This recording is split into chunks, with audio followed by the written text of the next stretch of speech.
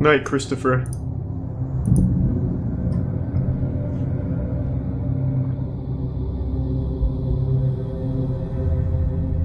A weekly internet show, The Atheist Experience has run for over a decade, and generally sees the host debate with various callers over different religious matters. However, during a seemingly regular, if not slightly intense call in 2014, there was a sudden bizarre and downright chilling moment live on air. That's just a silly argument. I mean, I understand. I agree with you. I'm just trying to get at why it's a silly argument. Well, I understand that that statement was originally said by Carl Sagan, but who really cares about, you know, them requiring extraordinary claims and evidence? So then you should believe I rose from the dead. Okay. I terrified her with my awesome logic. Apparently. That's the creepy, mysterious moment? As heard, while the hosts argue with the caller, she abruptly lets out a blood-curdling scream, and before we can hear any more, they disconnect the call. What? Disturbingly, the screams sound uncomfortably real, as though the woman was actually attacked. What? In fact, many viewers were so convinced the call was genuine that they asked the show to track down the woman's address. Others though aren't so convinced, and contend the scream was merely a sound effect. Belarus. Still, is it possible the woman was literally murdered on air? Okay. What the fuck? Oh my god. A reality series is one of the last places you'd expect to find credible proof of life after death. However, one Big Brother contestant allegedly heard the voice of her dead sister. Ué, eu ouvi meu nome. What? Cida? Cida? Aonde? This is a mysterious video? Aonde? I think he was just happy to be watching some Brazilian Big Brother here. Still, the mystery seems over when a fellow contestant claims responsibility. I'm just gonna skip through this. I think it's just this guy being horny. In the previous look at mysterious videos, I covered a plane supposedly frozen in the air. To some, this was evidence of the simulation theory. Thanks to some Chris Crab and it was just the wind. Ghetto Works. However, and either the way, Astro. these so-called glitches in the Matrix not only affect aircraft, but also apparently birds. Now, admittedly, most of these videos are easily explained as normal hunting behaviour. Yet what if the bird was dead, and still somehow floating? What is it? What is it? Can you see it? This is an old patch. Yeah. Just a bit of lag. Desync. What the hell is that? According to one onlooker, Nino Tobrak-Kojan, he watched it for at least 2 minutes, but saw no movement whatsoever. 2 minutes? Unsurprisingly, he drove right by it. Has itself led to stranger theories. The common consensus is that it's proof of the aforementioned artificial reality, but alternative bizarre ideas claim it's a government drone, or even a broken alien device. Leave your own theories in the comments. What the hell is that? Yes, a broken alien device is pretty reasonable given all the evidence. Thanks to the resub Arisen and Detergent. If you've spent any time in conspiracy circles, you've likely heard of the chemtrail theory. The idea is that many contrails are actually filled with undisclosed chemical substances. They're making our dicks These smaller. These chemtrails then slowly poison the atmosphere with the overall purpose of human population control. However, it's clearly not working. And downright bizarre theory posits that said chemicals are released via cloaked government planes. Now, obviously this sounds ridiculous, but believers have offered up some weird videos. Incredibly, on July 17th, 2019, Skywatcher Eye of the Beholder filmed this unexplained anomaly in Bucharest, Sweet, thanks, Romania. Eris.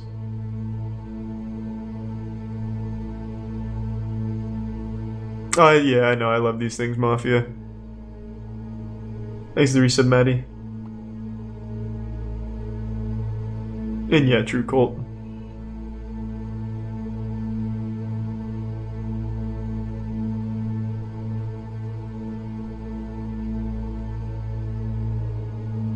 Still, you might say this was just an optical illusion, yet 2 days before this video was released, amateur researcher Linda Miller captured another one of these planes.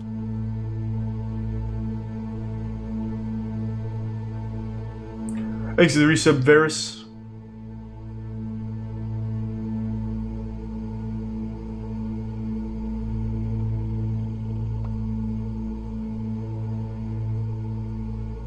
Looks pretty good. I can't. So could yeah. the impossible be true? There we go. And the government actually use invisible planes?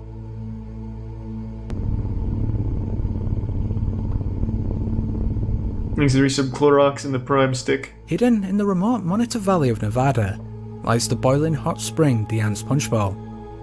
Such extraordinary heat has led to the alternative name Devil's Cauldron. But I've could heard there of be that. an additional and darker reason for this? Oh. One person who may have stumbled upon the answer is the channel Texrax.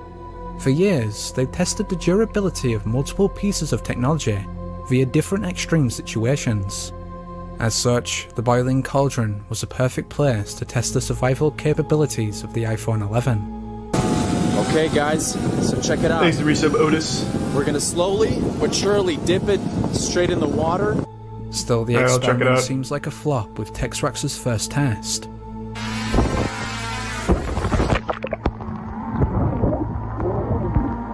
Thanks to Prime Veronis. However, the second time Texrax drops the phone, he captures something truly chilling.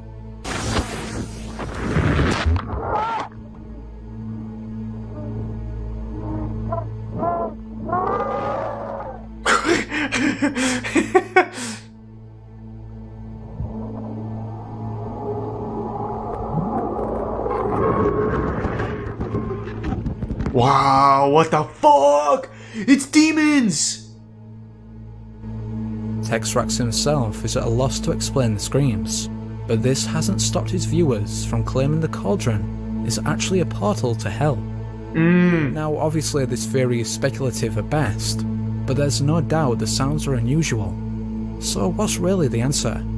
Be sure to let me know. It goes to hell. What do you mean? We got the answer. What the fuck are you talking about? You heard the screams. Demons are always screaming In the world hell. of UFO research, some self-proclaimed hunters often analyze It's not the NASA drone, feeds it was for proof. fucking demons, Unfortunately, for the most part, they're left with blurry pictures of normal space phenomena. Thanks to However, resub every Geo now and then, the cameras pick up something that shouldn't be there. Ruka in the Prime. The most recent Itlo example and of Bread. this was on February 19th, 2020, when ufologists spotted this bizarre object. I'm sorry to hear that, Bear.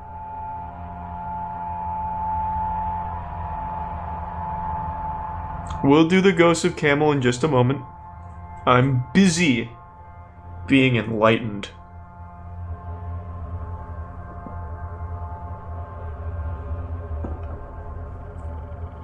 Thanks, resub Crimpy. Incredibly, based on its size compared to that of the nearby planets, the UFO appears to be massive on an unprecedented scale. Still, despite such inspired speculation, NASA claims the artifact anomaly is actually an internal reflection of Venus. Intriguingly though, researchers have noted the UFO's similarity to Ezekiel's wheel, long suspected to be proof of the ancient alien theory. Yep, that's what For I those was thinking unaware, too. The Bible claims the prophet was visited by a flying chariot, yet others believe it was a spaceship. No doubt this sounds like blatant pseudoscience, except the idea was surprisingly correlated by NASA chief Joseph Blumrich. So is the solar anomaly proof that Ezekiel's wheel has returned? Or was it really just a reflection of Venus? No, it's Ezekiel's wheel. Like, you can't argue with that. Look at that shit. It's like a fucking Beyblade over there. If this year didn't feel apocalyptic enough, some believe a dragon has now been filmed in China.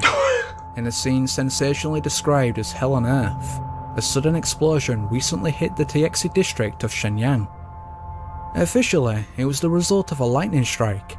However, many are convinced it was some type of plasma weapon, and even weirder still, that it had a connection to this flying creature.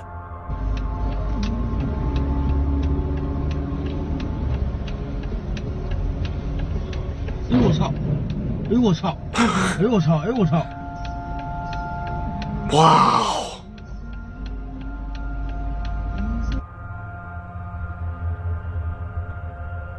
It's always so convenient that someone's like looking in the correct direction to catch something like that in a totally innocent, nothing going on kind of day.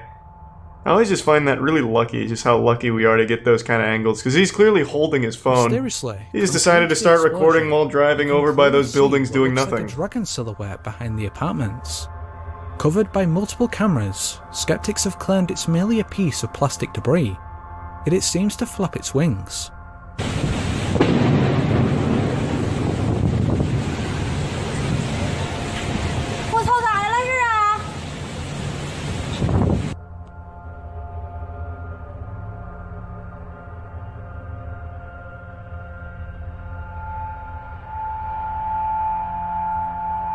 That was sweet there. No, I think it's is just. It possible I don't that think so. Anomaly really is some unexplained creature? And if so, why was its appearance perfectly timed with the explosion?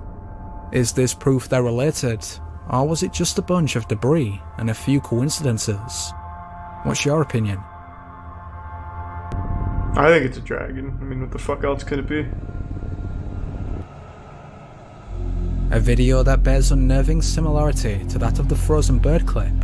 This was taken back in September 2019. Posted to Facebook by Morgan Lyons, she supposedly stumbled upon this crowd of seemingly frozen people. This is definitely weird enough, but even stranger, there'd been nobody there 10 minutes earlier. What the fuck is happening? Holy shit.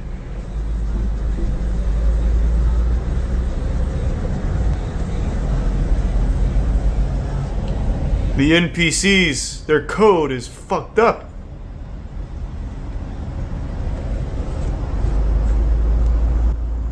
Gotta go. Get me out. Now this is certainly mysterious, but could there be a simple explanation? According to some comments, the group is a class from Dr. Joe Dispenza's meditation retreat, in which participants stand completely still in order to become fully immersed in the experience. However, others remain skeptical of this, and question why they would freeze in such uncomfortable positions, as well as why some members are stood nowhere near each other. Additionally, viewers state that they couldn't all stand still without at least some instance of movement. So if the people aren't from the meditation retreat, could it perhaps be an elaborate prank? Or as a few far-out theories postulate, further evidence of the simulation hypothesis? I think simulation. Gotta go. Get me out. You didn't see one moving. That was an illusion to hide the malfunctioning simulated Earlier universe. This year, the city of Bryan, Texas was rocked by a horde of banshee-like screams, and although officials blamed the pressure release valve, many residents are Hey, I have convinced seen of that an phase, and thank you. otherworldly explanation. One of these Makes is me Daniel so Robb, cool. who was one of the first to record the screams. According to Robb, they apparently started around 8:30 in the midst of an unusually powerful thunderstorm, and continued for an hour. There's a sound screaming, it's like a scream. It's so freaking loud, and it's coming from up in the air, like up there. It's been going on now. Jesus. What is that?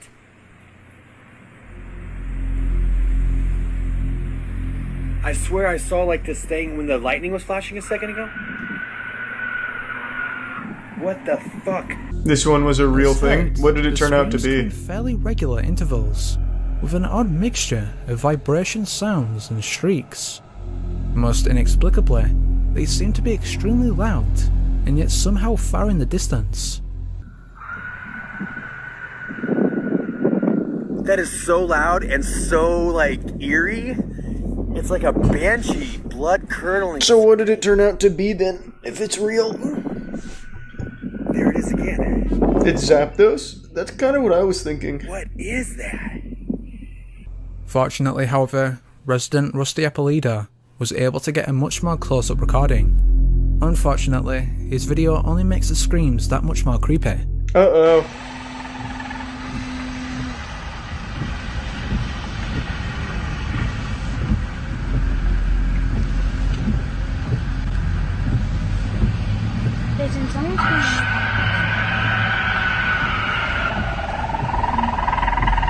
Oh, is that... I think it's a fox that makes a fucking super loud scream, right? With an animalistic cry. Is that a fox or something? What am I thinking of? There are a series of mysterious blue flashes. Eerily, these screams sound like they're coming from something alive, and not Mountain an object, lion? as others speculated.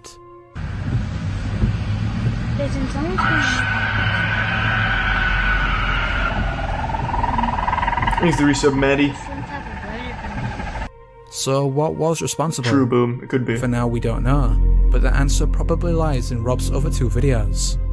Interestingly, the earlier clip shows the Air Force responding to an unidentified object, in the exact same location where he later captured the screams.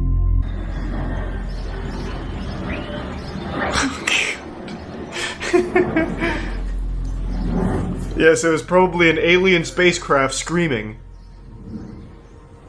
Meanwhile, in the latter piece of footage, it looks as if Rob potentially captured said object. It's coming from up there. See that thing in the sky? Flashes? Thanks to resub Sunbro, Neptune in the Prime Atrium.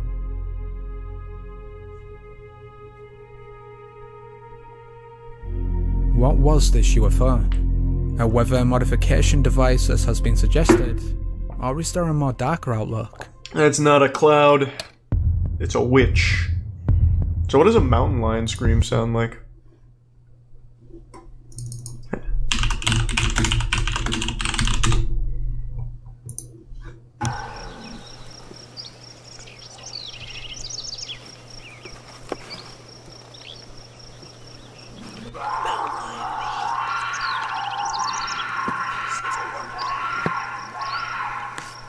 Well, that almost immediately replicated that.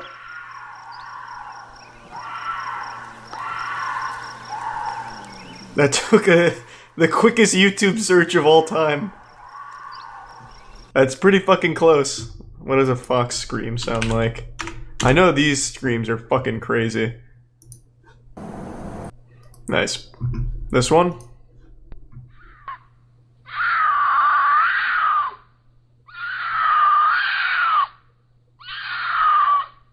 Yep, I think it was probably a mountain lion. This is probably filmed on the same night that that guy was losing his fucking mind thinking it was a banshee. Hey, thanks for the 5 tier 2 gift subs, damn right. Appreciate it. Thanks to resub Hawk Kid.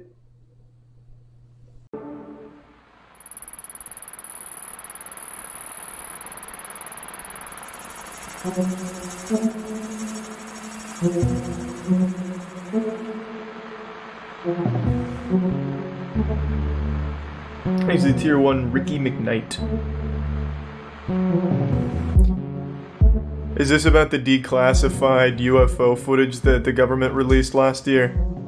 In early 2007, this silent black and white video was uploaded by a user on a conspiracy and UFO-centric forum called Above Top Secret. The user claimed the video depicted a disc-shaped UFO outmaneuvering a fighter jet somewhere off the coast of Mexico in the mid-2000s. They had supposedly gained access to the video while serving on board a US aircraft carrier and claimed to have smuggled a potentially classified material. Hold on real quick, I want to send this to my dad. My dad loves UFO shit. Give me 1 second to send it to him.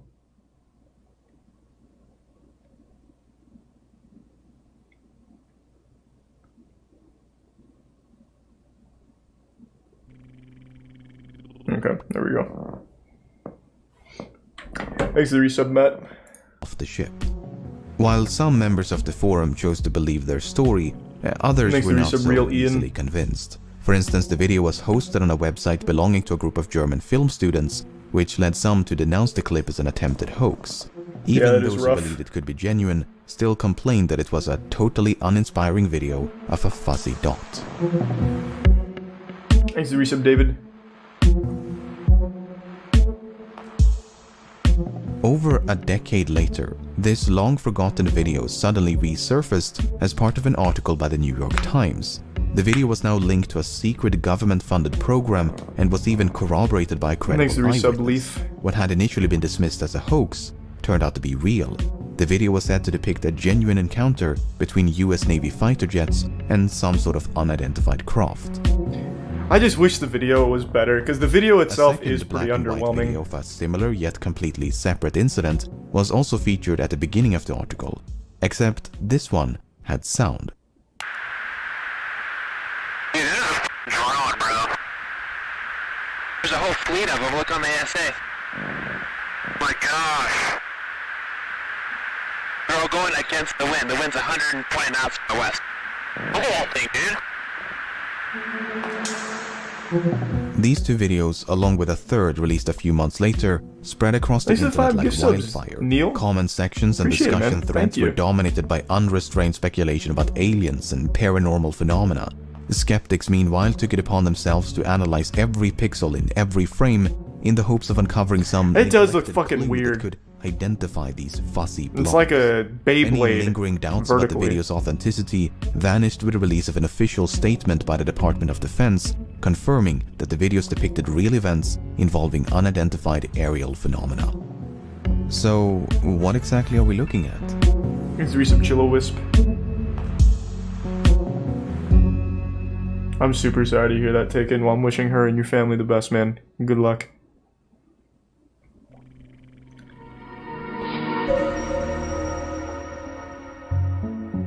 The first video was recorded off the northwestern coast of Mexico in late 2004. The story behind it has been recounted by more than a dozen naval officers, and it goes like this. 150 knots crosswind can make a plane go backwards. A naval strike group led by the aircraft carrier the USS Nimitz was conducting pre-deployment exercises about 100 kilometers southwest of San Diego. Starting around the 10th of November, radar technicians aboard a guided missile cruiser, the USS Princeton, were puzzled by a series of unidentified radar tracks near San Clemente Island. Thanks for the resub, official. The tracks did not resemble any known aircraft and would sporadically appear in groups of 5 to 10 at a time. Suspecting a malfunction of some sort, the recently upgraded Spy-1 radar system was taken offline and recalibrated. Once the system was brought back online, however, the tracks had only become sharper. Among those on board were Senior Chief Operations Specialist Kevin Day, who was an expert on the Spy-1 radar system and had 18 years worth of Every ship should have like an alien conspiracy theorist on it. Day observed firsthand how these unknown targets alternated between slightly strange and physics-defying maneuvers. Sometimes a cluster of tracks would appear out of nowhere and slowly drift south. They were flying too high to be birds, too slow to be conventional aircraft, and did not follow any commercial airways. Other times, they would seemingly descend from space and drop all the way down to sea level in mere seconds. Wow! These phenomena continued for several days, and every time they reappeared, the crew would run up to the bridge and use a pair of heavily magnified binoculars to see these tiny like a bird moving erratically. Yeah, like a bird. On the morning of November the 14th, the crew on board the USS Nimitz were gearing up for a scheduled air defense exercise. They had not yet been informed of the unusual returns picked up by the Princeton. It was a cloudless day, and the sea was calm as pilots took to the skies. Thanks to Prime Midnight. One of them was Lieutenant Colonel Douglas Kurth, who was flying a single-seat FA-18 fighter jet when he was contacted by the Princeton. Thanks to Prime He was instructed to investigate an unknown target approaching from the south. The Princeton also wanted to know if he carried any weapons, to which the answer was no. Kurth made his way to the specified coordinates but did not pick up anything on sensors. As he looked down towards the ocean, however, his attention was immediately drawn towards a turbulent patch of water. Kurth claims to have seen a roundish disturbance on the ocean, which appeared as though something was submerged just below the surface. It reminded him of a submarine or ship slowly sinking into the ocean. The Nimitz strike group did include a nuclear-powered submarine named the USS Louisville. The Louisville was in the vicinity when Kurth made his observations, so the churning may indeed have been caused by a submerging submarine. That if not, makes sense. Then whatever was in the water. But what if it was a kaiju? By the Louisville's extremely sensitive sonar. Kurth was soon joined by a squadron of 2 tandem-seated F-18s. the lead aircraft of which was piloted by Commander David Fravor. Much like Kurth, Fravor claims to have seen a disturbance on the ocean, which he described as having a vaguely cross-like shape. He thought it resembled a downed airliner. It was Jesus Christ in his space vessel. Larger than a submarine. While Kurth eventually circled back for the Nimitz, Fravor and his wingman decided. Then all of a sudden they looked on their lap, and there was a piece of toast their descent, with a beard a white and long hair, capsule-shaped craft moving erratically above the disturbance.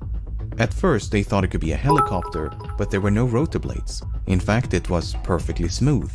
No markings, no exhaust, no protrusions of any kind. The UFO appeared to maintain a consistent altitude, but made rapid lateral movements with no visible means of propulsion. According to Fravor, it was a bit smaller than an F-18 and resembled a giant mint of Tic Tac. What? As Fravor continued to descend, his wingman They're flying around in birth control pills in space? Flying in a spiraling downward motion, Fravor was getting closer and closer until suddenly the UFO realigned its axis and began to climb at an incredible rate of speed. Both of them were now flying in a circle. The UFO was coming up while the F-18 was going down.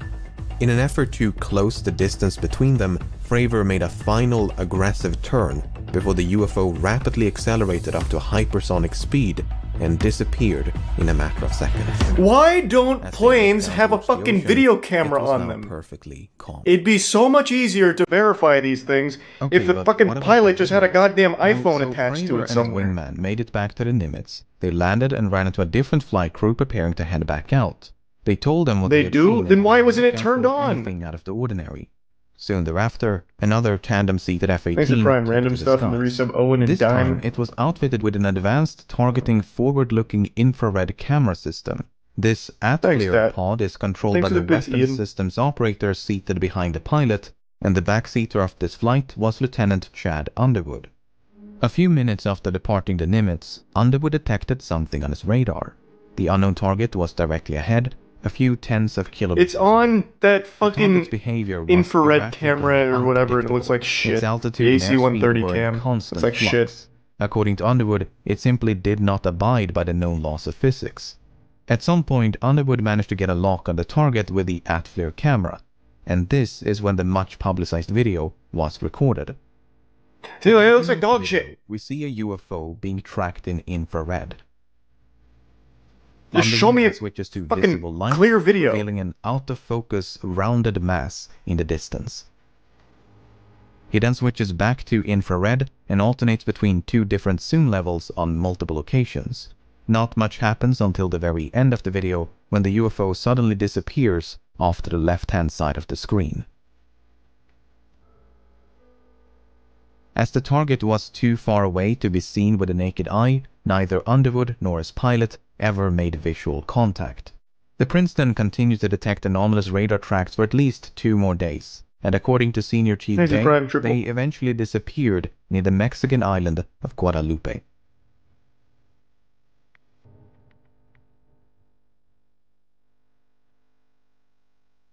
Oh, I need some water. I love this shit though. I've always had a big fascination with UFOs and aliens and all that. I'll be right back. And thanks to the Prime Big Nut. Oh shit. Thanks to the Prime In Lucid. complete isolation, utterly divorced from any and all surrounding context, this video is extraordinarily unremarkable. Agreed. It's a fuzzy blob against a featureless background. It's only when you place it in the middle of these truly remarkable stories that the video itself becomes remarkable.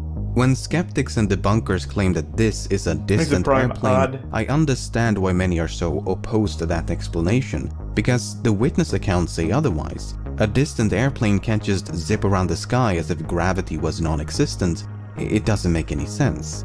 Unfortunately, we don't see any of those physics-defying maneuvers in the video. In fact, this fuzzy blob does not do much of anything until the very end, when it suddenly disappears off to the left-hand side of the screen. Yeah, it doesn't even disappear some claim fast. This is due to a sudden acceleration by the UFO, but it could also be something as simple as the camera losing its target lock. It's difficult to tell. True. Thanks to resub Habla and himself Soup. is uncertain about what happens at the end, as he never made visual That'd be content. cool looking. The witness accounts, meanwhile, are so extraordinary they are difficult to believe. If any regular person claimed to have seen a tic-tac-shaped UFO moving erratically in the sky, a few would listen. But when that same story is told by some of the most qualified observers on the planet, it makes you wonder. And it wasn't just one or two. These UFOs were either seen or tracked by dozens of experienced aviators and sailors for nearly a week. They were seen from multiple vantage points and tracked by one of the most sophisticated radar systems in the world. To think that all of them are lying or all of them were deceived by some prosaic phenomena seems absurd.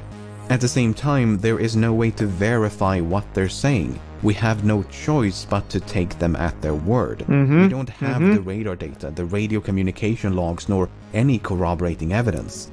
Well, except for this pixel-deficient footage, I guess. Some of the witnesses claim there was actually a much longer and much higher resolution video than the one we see today. They claim to have seen this video on board the Princeton and that the shape of the UFO was perfectly clear as it violently maneuvered around the screen. What's interesting about this claim is that when the video was first leaked online back in 2007, the anonymous leaker claimed they had 4 different versions of the video in their possession. 2 of them were said to be shorter, but the 4th was said to be twice as long and supposedly showed more UFO movement. Unfortunately, this extended version has never seen the light of day. Until If now. the witnesses are to be I'll believed, release it if we likely get never 200k will. viewers You see, right on the now. evening of November the 14th, all the footage and data from these events were supposedly erased. Witnesses claim that 2 men arrived via helicopter who then collected the relevant data before having all the tapes and hard drives wiped clean. Witnesses from both the Nimitz and Princeton Do you think if there recall was such a visit alien and visits, insist that nothing like it had it ever really happened wouldn't before? leak? This has I understandably genuinely led to find that hard to speculations believe. of some I feel sort like of it'd have to cover-up, leak. that these sightings were that of top-secret military drones or aircraft. While the US military is undoubtedly experimenting with all kinds of cutting-edge technology, it is difficult to believe they possess gravity-defying, hypersonic flying tic-tacs. If so, they would possess technology so far beyond anything known to the public, it would be akin to magic. And this was back in 2004. It has leaked, we just don't believe it. 2004 was a No, I don't think that's... But it was that's still aggressively 2004. Flat ball! From a disc to a ball right before your eyes. Catch it, flatten it, and let it fly! Flat ball! Flat ball I really was pretty don't know cool. what to make of this story. After reading, watching, and listening to so many interviews with the people who were there, I'm left with a distinct impression that they're telling the truth. The video, on the other hand, does little to support their claims. Sure, this fuzzy blob may be unidentified, but it's not unexplainable.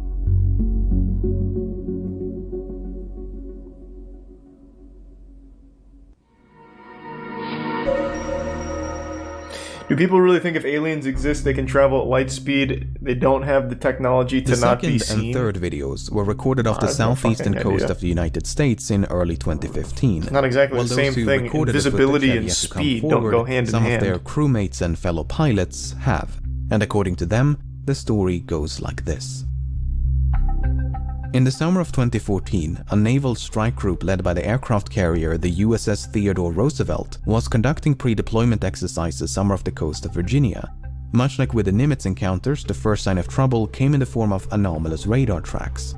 Following a fleet-wide upgrade of aircraft radar systems, pilots had begun to pick up unidentified targets while conducting routine training missions. Doesn't the universe expand faster than the speed of light? I see a lot of people again spamming that it's impossible to travel faster, which, I mean, obviously current understanding would say so, yeah. But doesn't the universe expand faster than the speed of light, or does it expand at the speed of light? Let's see. Oops.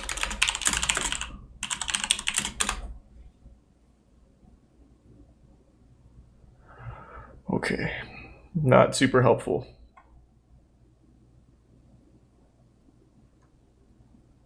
Let's ask this a little better.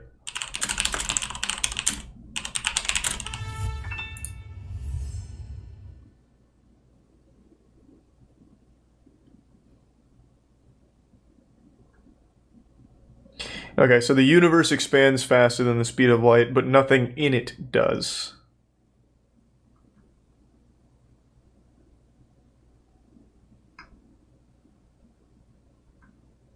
So what the fuck? How does... It's such a baffling concept. Very interesting.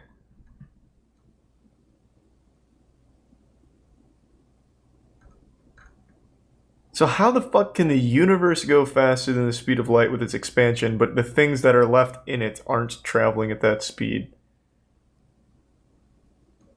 Yeah, if only Yahoo Answers could solve this for me.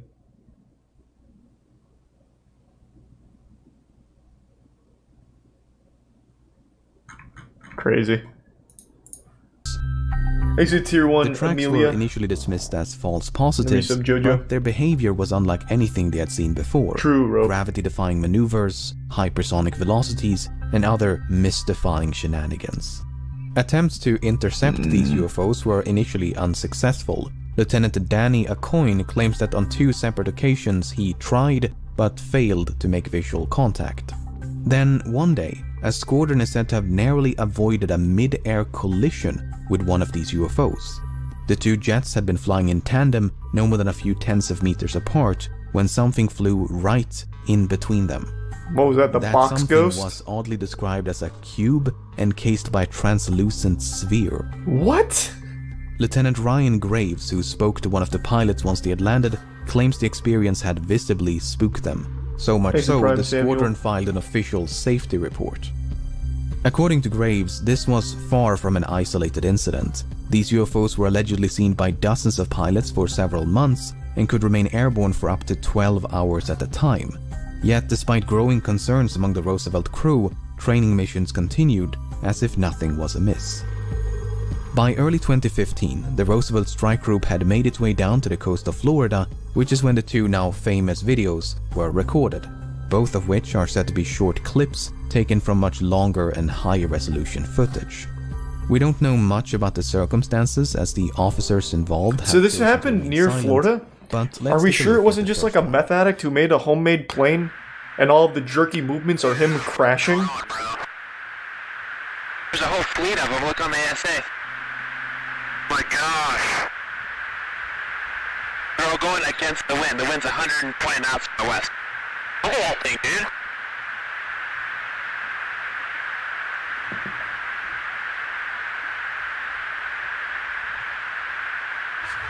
That's not our LNS though, is it? It's not. That is the LNS, dude.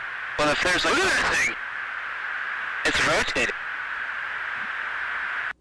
So, there are a few things to unpack in this one. If we ignore the audio for a moment and focus solely on the visuals, the thing that immediately stands out is the apparent rotation of the UFO. Yeah, that's pretty cool. I use the word apparent because some debunkers claim that this rotation is an optical illusion. Fuck. You see, the Atflare pod is equipped with something known as a derotation mechanism. It's meant to counteract the rotation of the camera so that the orientation of the image stays the same, also known as image stabilization. What may not be stabilized, however, are certain artifacts produced by the lens of the camera. You can even try this yourself. Aim a camera towards a light source, rotate the camera, stabilize the footage, and there you go. The orientation of the image is preserved while these spokes of light rotate along with the camera.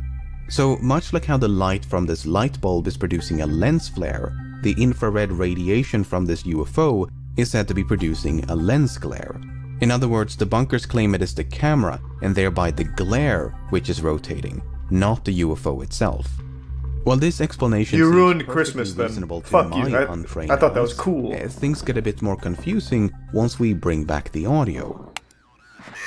Well, if there's a look at that thing, it's rotating. If this rotation is merely the result of image stabilization, why would the 2 pilots fail to recognize it as such? Surely they, if anyone, would know what that looks like. And they're not alone.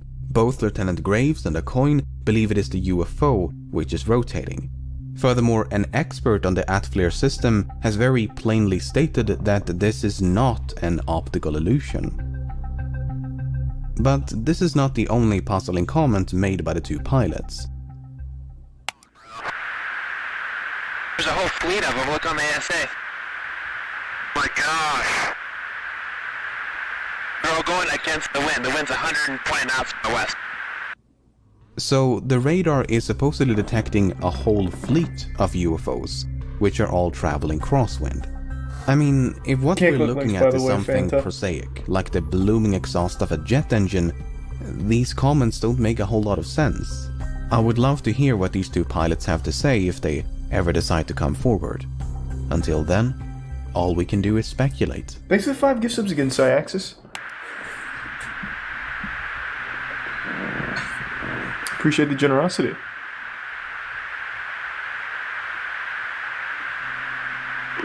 Echo 61 Tango, Roger, Roger. Roger, there's troubleshooting as soon as I get. Did you box moving target? No, I took an auto track. Oh, okay. Oh my gosh, dude. Wow, look at it fly! That's definitely a kid who just got his superpowers. That's like the first thing anyone that can fly would do. Interesting of the three. Once again, let's ignore the audio for a moment and focus solely on the visuals. Unlike the previous two, the UFO in this one is colder than its surroundings, so the ocean below is radiating more heat than whatever this is. It may look as though the UFO is traveling at high speed, but this is likely the result of parallax. In short, aircraft go fast, camera fixed on not so fast UFO appear to go fast. Interesting, Naruto. Some say the UFO is near sea level and therefore the parallax explanation doesn't work, but we can actually derive its altitude using the numbers on screen and find that that is not true. Everything seen in this video is consistent with a balloon or some sort of debris floating in the wind. The commentary by the pilots, however, does once again introduce a bit of confusion. I mean, it seems odd for the pilots to be so excited over something so mundane, but without hearing from the pilots themselves... Maybe the pilots are just fucking dumb. Like, you know, it's totally possible. We can fly a plane, but we're also kind of fucking dumb. We don't know what it looks like when a grocery bag gets picked up by a strong wind. You know, I can't rule it out. The person responsible for making these videos available to the public is a man named Lou Elizondo. Beginning in 2008, Elizondo was the head of a secret government-funded effort to investigate UFO sightings known as the Advanced Aerospace Threat Identification Program. By late 2017, however, Elizondo had grown so disillusioned with the government's lack of interest in the program's efforts that he decided to resign. In his resignation letter, Elizondo writes that certain individuals within the government are staunchly opposed to UFO research, that inflexible mindsets and political contention essentially prevented him from doing his job. He portrays the government as virtually unconcerned about an issue which he believes could pose a threat to national security, so much so that he felt it necessary to resign in protest. This seemingly uncaring attitude was also noted by witnesses of both the Nimitz and Roosevelt encounters. Once we were in the road and saw a diaper flying in the air, must have been that and just didn't stop flying. Completely unfazed. He cracked by this video. That's probably what it was. On the day when it was captured, he supposedly looked at it for 5 seconds, then walked away without saying a word. Some of the senior officers on board the Nimitz and Princeton are said to have had an equally muted response. These are very bizarre reactions to potential airspace incursions. You'd think they'd want to make sure these UFOs are not some kind of threat. The near mid-air collision reported by one of the squadrons from Roosevelt seems especially concerning. Not really concerning, it was just, it had a mission. Many point to the severe stigma surrounding the topic of UFOs. Regardless of how inaccurate it may be, the term UFO has, for many, become synonymous with aliens. Goddamn right. So much so, the government now favors the term UAP, specifically to avoid this unwanted association. Whether sightings go unreported or uninvestigated, the argument is that people choose to look the other way because they're concerned about their reputation. No one wants to be seen as a nutcase and potentially lose out on a promotion. Others believe there could be something a bit more conniving at play, that no serious action is taken because a highly advanced and top-secret drone program is responsible for the sightings. Even some of the witnesses have entertained that possibility. For instance, Sean Cahill, who was the chief master at arms on board the Princeton, perceived the inaction of senior staff as a clear sign that the UFOs were known military assets. But as previously mentioned, it is difficult to believe such radical innovation could have taken place in absolute secrecy. We're talking about such advanced technology, I don't think so, would barely Gory. make sense in a science fiction novel. Vehicles that That's can exceed crazy, the speed of Pepin, yeah. sound without producing any Time sonic flies. booms. Vehicles that can drop or climb to virtually any altitude in a matter of seconds. Vehicles that can violently change direction of travel as if inertia was a mere suggestion. None of that should be possible, yet dozens of trained observers claim they witnessed the impossible. The least uncomfortable solution, therefore, is to simply not believe them. Sure, the witnesses are credible, but they're not incontrovertible. Everything from optical illusions to faulty equipment could be used to cast doubt on their extraordinary ninth tales. vessel in the Prime And without Legend. any corroborating evidence, except for this nebulous footage, that is not a difficult task. As such, many government officials may not seem concerned because they genuinely believe there is nothing. I have to an be alien concerned story. about. I'll tell it in a second. Not the one I told last time. Personally, I'm left feeling very Thanks for your sub, conflicted. Empress. On the one hand, I find the witness accounts quite compelling. On the other, I find this grainy trilogy of dots in the sky somewhat underwhelming. Agreed. Sure, the videos are fascinating, but they're also far too ambiguous to provide any decisive answers. I highly recommend that you seek out and listen to some of the witness accounts so that you can Favorite judge for monster yourself. truck? I'm not sure. The one that did a front flip. This is very much a developing situation. By the time you watch this video, chances are more information will have been released. Nope. According none. to Elizondo, the Nimitz and Roosevelt encounters are just the tip of the iceberg. Sightings by military personnel are said to be commonplace. It's just that we rarely hear about them.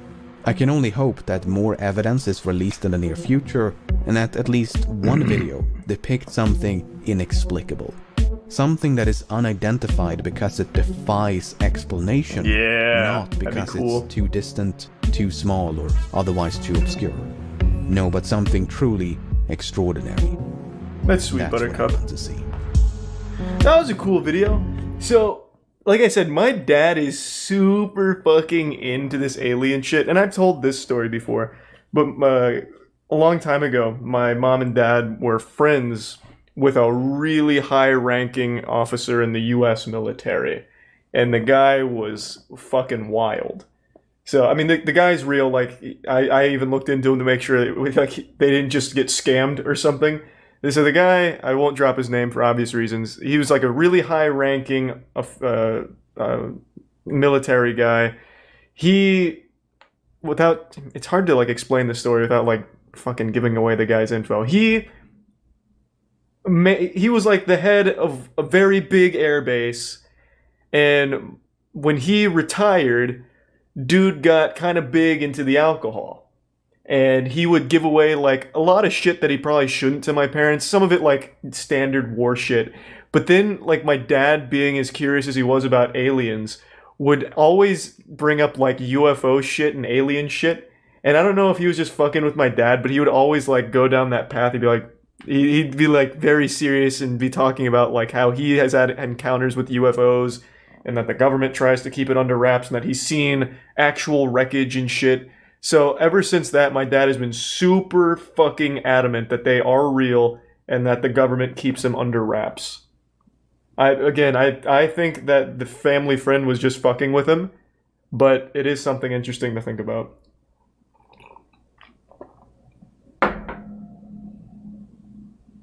Thanks to the resub, famous ladies man in the prime braid.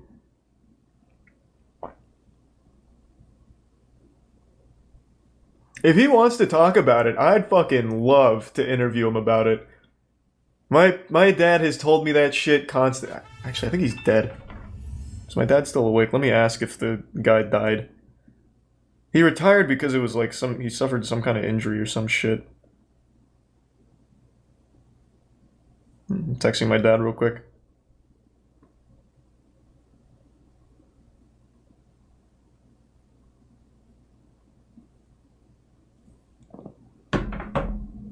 Yeah, I started Invincible. It's pretty good. Thanks to the resub, ambidextrous. Aliens got him. Nah, he suffered some kind of injury at one of the bases or some shit. I don't remember. It's been a while since I've heard the story, like the full story. Thanks to Tier 1 Viking and the resub Rubhub.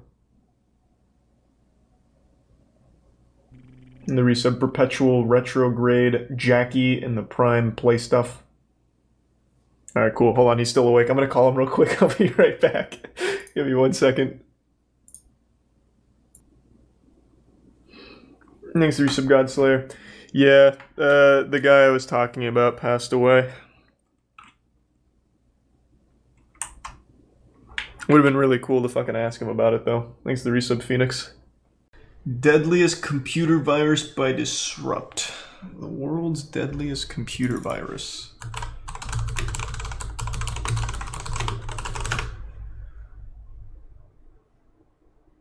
Alright.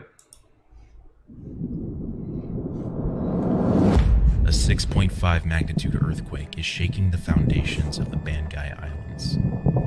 93 million miles away, Mars, Mercury, Venus, Jupiter. Oh, is it a space virus? And the Sun. All aliens hacked our hentai folders? Back at the equator, it's early morning. A student presents an idea for his senior thesis. He says the internet has become too costly for the average person.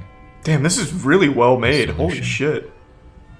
He can create a program that would retrieve the account logins of other individuals, hijack their internet. Thanks for resub, Tim Tom. Obviously, he wouldn't release the bug. He just wants to show he can do it before graduation. The dean's response: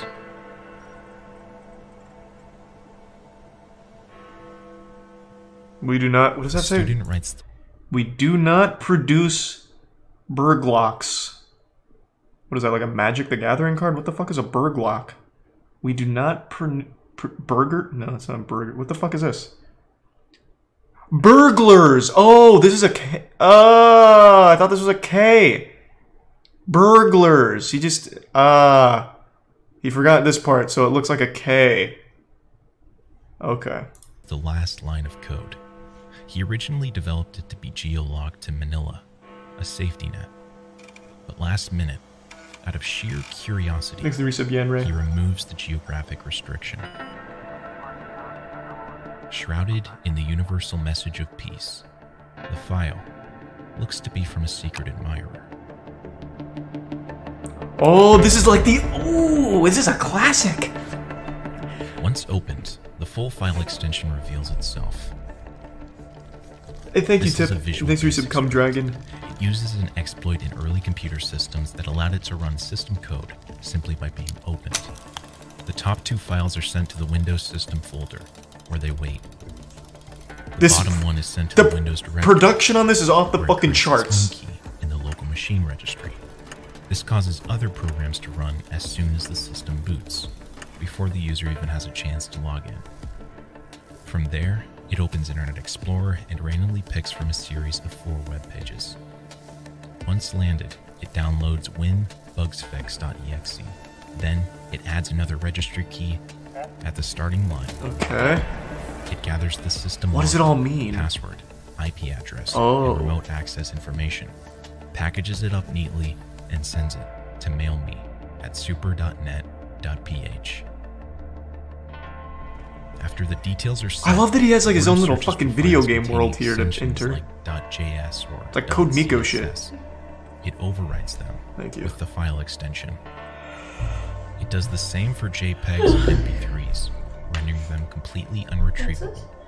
World's deadliest computer virus. Once the damage is done, the worm enters Outlook, scans for emails, then sends itself using the originator's email address. Thanks to Tier 1 Seagull and resub Rimbuk. Destruction is now spreading through a message of peace and love. You are watching Disrupt.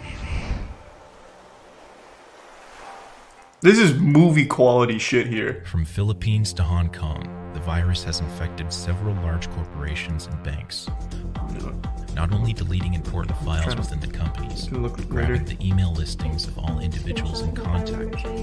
From there, it jumps to Europe, where it wreaks particular damage to the email servers within the House of Commons. They're forced to shut down, same with the Denmark Parliament. With classified documents in danger of being wiped out. Who the fuck opened I love you emails at the Parliament building? Nobody's getting an I love you message there. That the Air Force had previously placed across bases throughout the country. It then creates a sort of window for centralized command. Exit tier 1 Nathan, computer virus. The email matches the description. Command sends a TCP reset to that desktop. Just explaining the virus? Yeah, and what? It's like a history lesson. Oh. The private sector is not so lucky. Most companies I highly disagree. Including AT&T and Ford. They are forced to take their email servers offline. Exit tier 1 your friend Tio and the Prime Nardo. 55 million computers. Along with the emails, a second spreader has been identified. Within the original files, one is named mirc.ini. Oh, I thought it was going to be a dude's name. It was just a picture of my dad. He was spreading it back in 2000. Contacts that the victim may share on a server. Instead of a love letter, though, it sends this message. Thinking it's a legit file, tech-savvy users of IRC would recognize the name, the author of MIRC. It's only after running the script. Thanks to give sub your friend and the resub Kartik. To do with it. Security analysts are scanning the virus, looking for clues as to the origin. They find that a component within closely resembles a password cracker named that was discovered 4 months earlier. They find within it signed names and resumes, an entry that says, in the resume portion is an extended list of like the Joker with a calling card. Along with a group title. Good man. This traces back to an after-school club at a computer college in the Philippines. An apartment is raided. Inside is a man, a woman, and an empty desk with a dusty outline of a Gateway Performance 1500. They know. The man, now identified as Romo Ramones, is the boyfriend of Irene de Guzman. Oh, is this something that actually happened? The older sister of a student from the college. No, I thought it was just explaining what could have happened if this happened. On the list. What? I didn't know that they actually had a virus go through. When was this? 2000. Oh, well, that's why. Exit tier 1 Pinkerton, the Prime Kawarda. Resub Jake. You're going to find that it's a lot lighter than usual as you drive eastbound from the... That was Love Shack by the B-52s. You're listening to 102.7 KISS FM. Folks, it's a sunny 75.5 degrees in Los Angeles. It's fucking 3. Why would I know about this? It's Win a Porsche Friday. You know the rules. Yeah, I mean, I don't remember it super well either, but I don't know why it'd be a fake history lesson. I didn't realize that it was a history lesson. I mean, he's just explaining what happens if a virus goes through and all this stuff happens. I didn't know it was something that really happened that way. That it was just going through like this could happen if this... I get you. Very recognizable as our current day web. This is before .coms and .orgs. Hey, he said like a history lesson. Doesn't make me think it actually happened and it's an actual history lesson. A telephone number for ARPANET was the first wide area network that allowed different connections to send information to each other. Also known, I wonder if they're gonna bring up my old website here for evidence. I remember I had a Pixo. His home modem. Sure enough, like that's the key. He's gained access to the University of California, Berkeley. Diving further, he discovers there's potential government documents hidden behind a password. He tries guessing. He tries UCB. Good guess. Dante continues logging in. For him, it's less about obtaining sensitive information or leaking it, more about gaining power, snooping around, seeing how far he can cross the line. On one of his deep dives, he makes a fatal error. He forgets to mask his login name. Why even make the login name your name? Miles away. Make it like Dick Hard Thundercock or something. Who cares? He continues. The kid answers the door. He's greeted by the Los Angeles DA. They seize his computer, but since he's underage, he isn't charged. Now he works for NSA. In the back reaches Tier 1 of Sentient Menlo Salt Park and the storage resub facility, Moshe and the 2 two subs workers are Linen. clearing out unpaid storage units. Already It's a seen that routine Seagull. job. It's like a Break 300 open million lock, view video. Clear out the belongings, auction off what they can. But in this particular unit, they find something. The Stanford Research Institute, one of the centers impacted by the previous escapades, Is it Prime reaches Rye? out to Kevin, proposing that he works for them, securing their network. The 18-year-old is hired. Hey, congrats, Kevin! Fuck yeah! He's to a few blocks from the main entrance Big of pickup. SRI. He spends his days working on encryption algorithms for secure military communications. He's successfully gone from an underground black hat hacker to a white hat hacker with a paycheck. Detective James Neal of the Menlo Park PD thinks he's looking at a standard case of stolen property. The storage bill is assigned to Thanks to the anonymous gift sub. John Anderson. A quick search finds this name to be a fake. Upon further inspection of the unit, the detective finds blank IDs and a document containing an unpublished number of the Soviet embassy. Oh boy! Another document. We've been infiltrated. containing the name. Thanks to the 5 gift subs, Shubi, and the Prime Urinal Goblin, and Dad Kisser. Cool name. The National Bureau of Investigation issues a mandatory court appearance for 2 students. Onel de Guzman, who originally proposed the thesis, and Michael Buen, who is suspected to have helped write the structure of the worm. This is his trial date still pending 21 years later. One day we'll ask him about it. The worm continues its spread, though the effects are beginning to weaken. A press conference is called. The guest of honor, Onel de Guzman. When asked if he is the one who unleashed the virus, Onel states, and when questioned if he feels anything, Oh come about on, the go damage go caused, hard with the he looks supervillain down, shit. mumbles nothing, then covers his ears. Being the first large-scale computer crime out of the Philippines, Thanks to the resub, Jeff. authorities have trouble charging Onel. And Drop Bears. Over the subsequent months, Been alright, man. Hope you had a good Philippine day. Congress passed legislation dealing with computer-related crimes.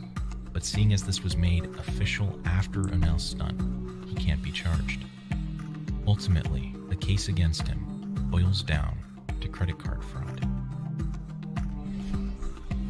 Onel never admits Thanks to to 5 gift creating subs, the Sticky virus, Keys, and resub only that Plant. he may have inadvertently released the program. All charges against him are dropped. In total, the estimated damages are said to exceed 7.8 billion US in wipe files. Wow, not bad. For cleanup. Fuck yeah, Onel de Guzman. Congrats. He finally admits to creating the virus and releasing it. He said he did it alone. But why? What did he want? The madman. VBS files have been written. And nope, it's been overwritten. It will not boot. Exit Prime, Narfles, Right and now, resub the cybersecurity specialist Lyricity. is deep in an organization's Yeah, we'll do infrastructure. Dark Man in a bit. He's well equipped to face any situation that may arise, but he started at the fundamentals. Is offering computer science courses at a fraction of the cost of traditional university rates. Wait, this is absolutely an Whether you're looking ad. to become a network engineer, cybersecurity Yeah, specialist, oh, it was still so well produced, I thought it was part of the hack. Shit, they almost had me.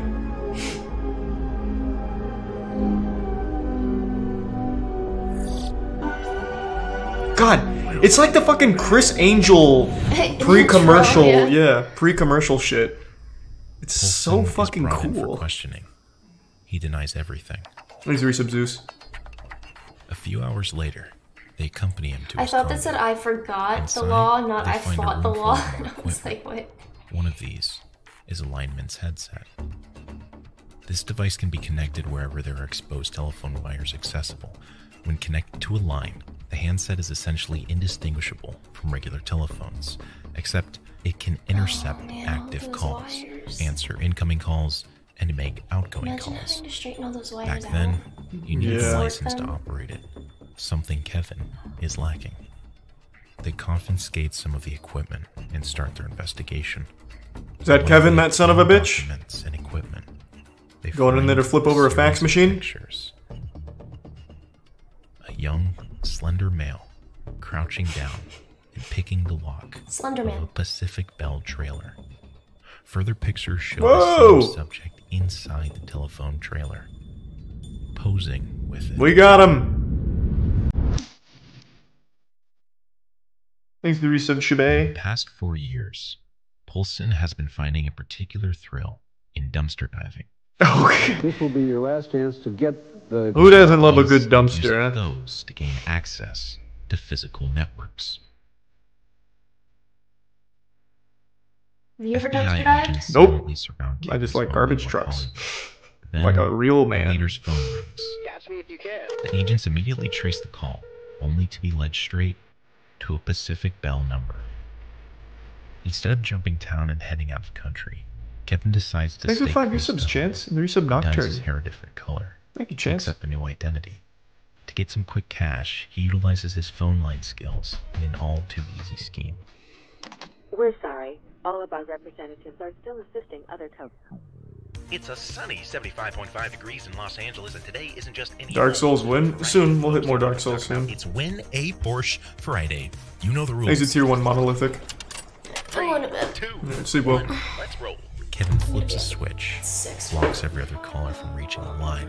Now, any line that is picked up would redirect to him, You don't have to be up for anything. including the 102nd. Not early. Congratulations, you've won a brand new Porsche. Who's the lucky winner? Wow, I can't believe it. This Thanks to tier 1 Gantz. Michael B. Peters. One can only speculate about what motivated Kevin Poulsen. Oh, God. Before he fled It's agree that he's an unusually non-pedophile hunter Chris bright Hansen. young man, possibly a genius. But now he is a wanted man, facing up to 37 years in prison. A TV show has just aired an episode about Kevin's hacks. The show opens their phone lines to callers that may have tips about the subjects. On the premiere of this particular episode, the phone lines are jammed. Classic Kevin. During his time laying He released an EMP LA device. Vice Squad, a division focused on public order crimes like narcotics and gambling, pick up Kevin on an undisclosed minor crime. Eventually, though, they release him, failing to check the federal warrant database. That was lucky. The feds have received a tip that Kevin is still living in LA. Thanks to gift sub again, Sticky. Question some of his acquaintances. One says that he frequents. They go to the store, give the employees his picture, and wait. Just go to a different market. You can't be forming habits as a criminal. Is working the night shift. Gotta keep them on their toes. He spots a familiar face.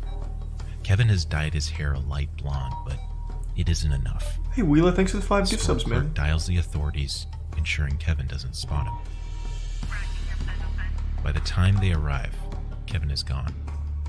For the next 24 hours, the agent on duty, Terry, stakes out the parking lot. Thanks to the Prime, pulls see up. that?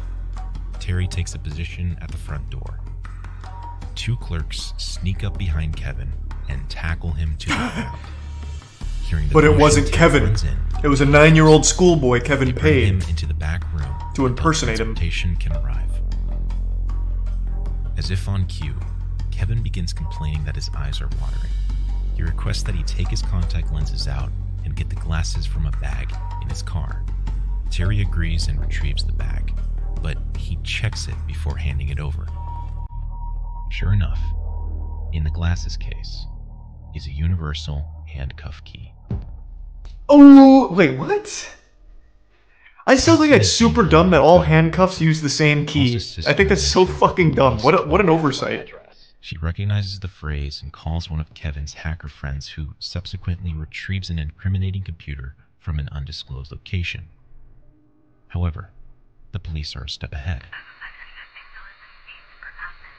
Months earlier, they recruited a local hacker to infiltrate the local LA hacker circle. He rings the bell and the incriminating computer is intercepted. It takes nearly 9 months for them to decrypt it. Nearly 2 years after his arrest, Polson is accused of 19 counts that include conspiracy, rough. connection with access devices, They got him. interception of wire or electronic communications, and money laundering. He faces 100 years in prison and nearly $5 million in fines. Give him a job. This is considered one of the first large-scale cases against the newly defined There's crime Prime of hacking. If successfully charged, they hope to send a clear message to the mid-90s hacking community. Eventually, Polson pleads guilty to several counts of computer fraud. Why are fraud, people arrested wire for fraud, money laundering? and money laundering. He's ordered to Are you pay serious? $58K in fines and given a 51-month sentence. Kevin is released on parole. By court order, he's barred from using computers. For the first time, in the 2000s, he flips the switch. He gains access. No, Kevin, fuck! Wait, 2012? Okay, this is the question: did I ever consider leaving California altogether and going across the country? I did consider that, but I don't think I'm gonna watch CS:GO Rage. It doesn't sound very I fun. wanted to solve the problem, not run away from it.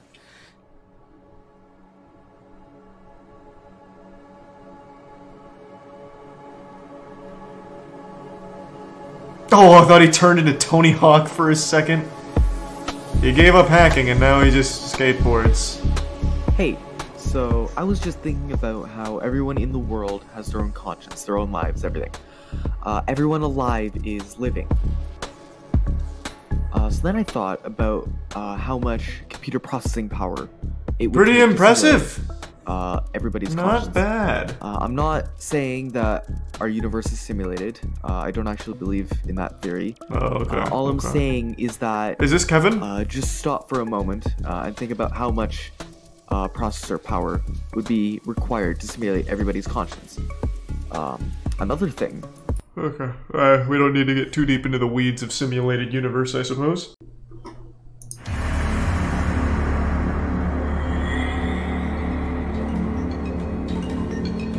Every week sees the release of multiple mysterious videos.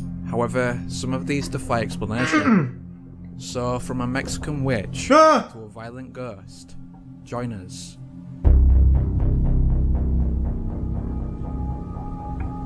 Recently uploaded, this video was filmed somewhere in Montreal, Canada. The videographer films the moon on a daily basis. However, in his latest look, he apparently captured these UFOs. Those aren't UFOs, they're beans, idiot. Clearly one of the astronauts just dropped them from orbit with the ISS. Based on the size of their shadows, they would have to be massive.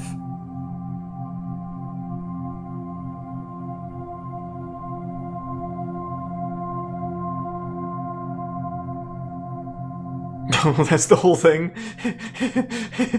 In this next video, a woman is casually walking down the street when she is suddenly and violently thrown by an unseen force. Holy shit! It's like a Nacho Libre suplex. While some blame a chain, others maintain there is nothing there. As such, if this isn't the answer, what kind of force would be able to throw over a person with such ease?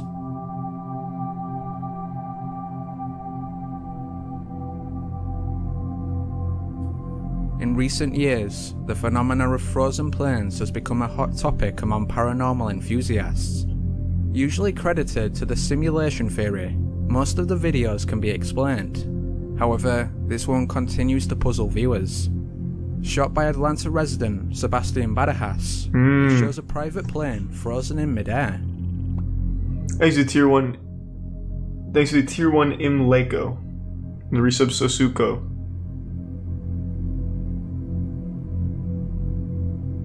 Initially, some skeptics blamed the wind, yet the banner behind the plane doesn't reflect this. Uh-oh. We do have ourselves a real mystery afoot. Who hacked the plane? Eventually, after over a minute, the plane finally resumes its flight. But what caused it to freeze in the first place? Probably just a server issue, I don't know. Little is known about this next video, although it's believed to have been filmed in Russia. If that is the case, then this father and son may have captured the old master, the Russian Bigfoot.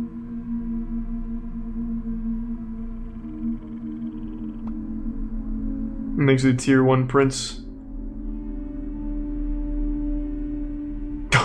No, God! I knew it! I've been saying it for years, Sasquatch is real. Finally, the proof! Compared to most Bigfoot footage, this one has little to no skeptics, and is considered to be one of the best videos out there. In particular, people draw attention to its massive shoulders and elongated arms. Little to no skeptics, which huh? seem to make a hoax unlikely. Yeah, you can't dispute that, I guess. Looks pretty, no argument from me. Also, I'll just read this out. The number 8 one with the girl being knocked over is an edited video. It was originally a tire that flew off a truck and hit her in the face, and they edited the tire out. I've actually seen that on Twitter.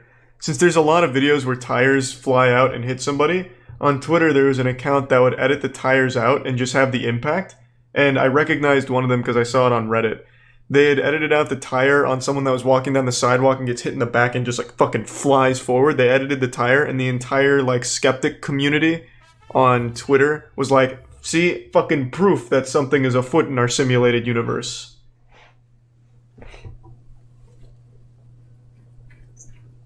So that is actually a pretty common one.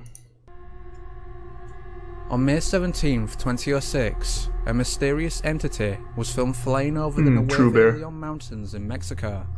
According to those who captured the video, it appeared to be wearing a cape, an observation that led to theories it was a witch. What is this? What am I looking at? A microscope? What the yes. Now I see it. That is, without a doubt, a witch. Eerily, in support of this claim, 2 policemen revealed that they had seen a similar or identical witch that same day. Una persona vestida de negro. Thanks, Resubsquanto. Con plumas, 2 garras negras, así negras. Not tonight though, Q. We just caught up like literally 3 nights ago. La veo así, pero ella iba agachada. Entonces me hago para atrás, me meto otra vez al cuarto donde estaba. Thanks, Resub. Meat Strips, Fizzle, Gift Sub, Prince, and Prime, Dakota. Una noche cuando vigilaba este lote de autos, recibió la visita de 2 seres que volaban sobre el Panteón de Santa Catarina, ubicado a espaldas del cerro donde fue grabada la enigmática figura. 2 años antes, Leonardo Samaniego realizó un encuentro similar. Curiosamente, thanks, Resub Logan. era un policía. One thing I've wanted to do is create one of these things. Like, I'd like to have Mark Rober whip up like a really convincing paranormal flying thing, and then just fly it around like, I don't know, some city, and see how many people pick up it, like, believing it's real. However, some skeptics maintain that the supposed witch is actually just a bunch of balloons, yet those who saw it are insistent it was supernatural. I think that's illegal. What, to convince people that the fucking witches exist? In multiple public hero videos, Thanks for the gift sub TDL. Seems to depict the close call rescue of a bystander. However, when researchers look closer, what seemed like an ordinary fall now appeared to be the result of paranormal interference. What? Eerily, when zoomed in, you can see a faint apparition, one that seems to actively push the bystander. Okay. Yes. Ah, of course it's an apparition. What else would it be?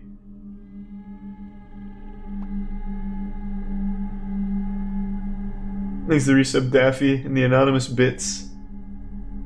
Skinwalker Ranch. Yep, that sounds like actual serial killer shit. I can't watch that on Twitch. It stays in place for a few seconds before disappearing.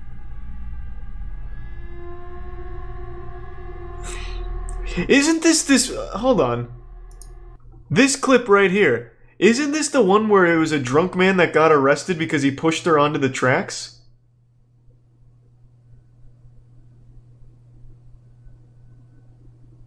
That's this video, isn't it? Holy shit, hold on. That wasn't long ago.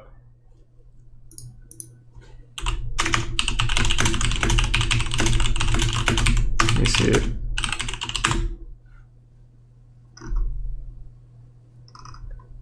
Where was it? There was a drunk homeless man, if I remember right, that pushed her onto the tracks. Or it could be a different one. But let's see.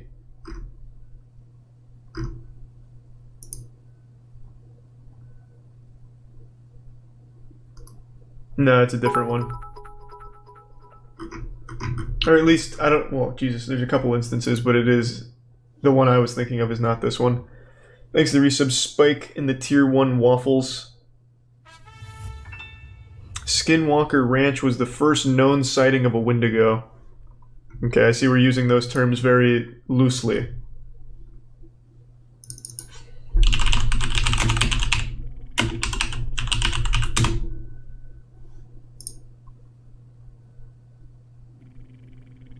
Thanks to Tier 1 Emily Drones and the Bits Aussie and Cinder. Thank you.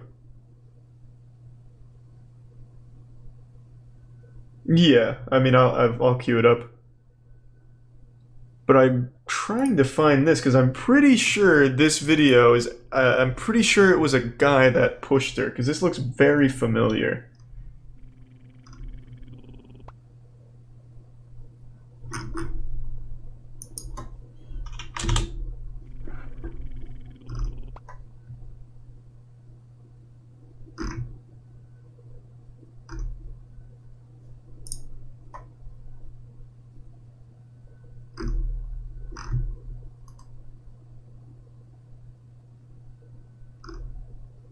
Okay, I guess not.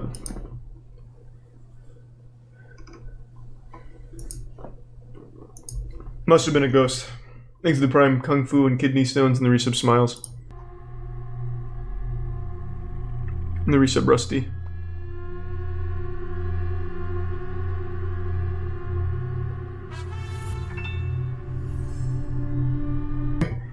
It's not like a ghost thing or anything, that's just kind of interesting. I've never heard that theory. Who was that? Al Duce? Is that even a real thing? El Duce. Eldon Hoke. After the body of frontman Kurt Cobain was discovered in the greenhouse of Cobain's Lake Washington home, Hoke began making the claim that Cobain's wife, Courtney Love, had offered to pay him to kill Cobain. Hoke promoted his story in such media outlets as Jerry Springer, Inquirer, and Nick Broomfield's documentary Kurt and Courtney. In 1996, Hoke passed a lie detector test when claiming that Love had offered him $50K to kill Cobain. In 1997, Duche, I don't know how to say it, it's whatever, again claimed that Love offered him $50K to whack Cobain. Claimed that he knew who did kill Cobain, giving the name Alan, and some people think it was Alan Rinch, but he said he would let the FBI catch him. According to a self-published book by Mentor's bass player Steve Broy, the whole story was concocted by Mentor's associate Rev Bud Green in order to sell to supermarket tabloids. Nice. Interestingly, though, April 19th, 1997, one day after his final performance and talking to Brent Alden, 8 days after filming his interview with Nick Broomfield in the Kurt and Courtney documentary, he was found dead on the railroad tracks, decapitation in an accident, and was hit on by a full freight train going 60. That is pretty fucking weird.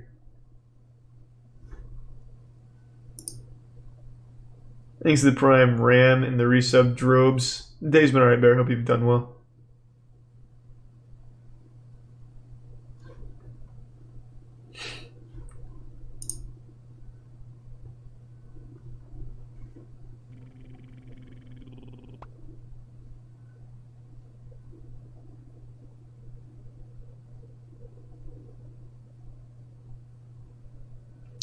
Wild. According to the documentary made about, or autobiography made about El-Douchi, there were people on the track, on the other side of the tracks that called out to him, and he went over to meet them and got stuck. Thanks to the Prime Lumbo. So who is Alan Rich? How deep does this go?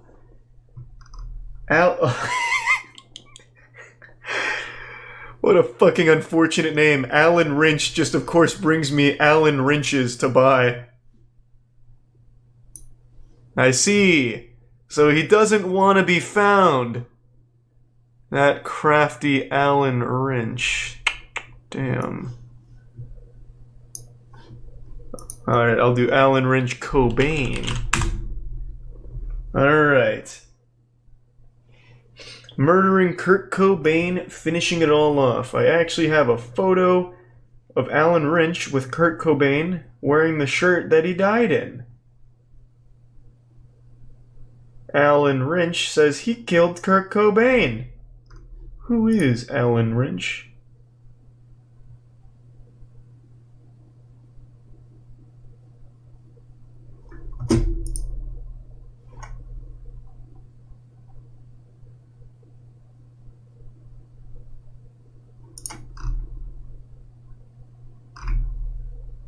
Yeah, there's not a whole lot about Alan Wrench. But it just seems like a guy who's trying to piggyback off of that story from El-Douchi.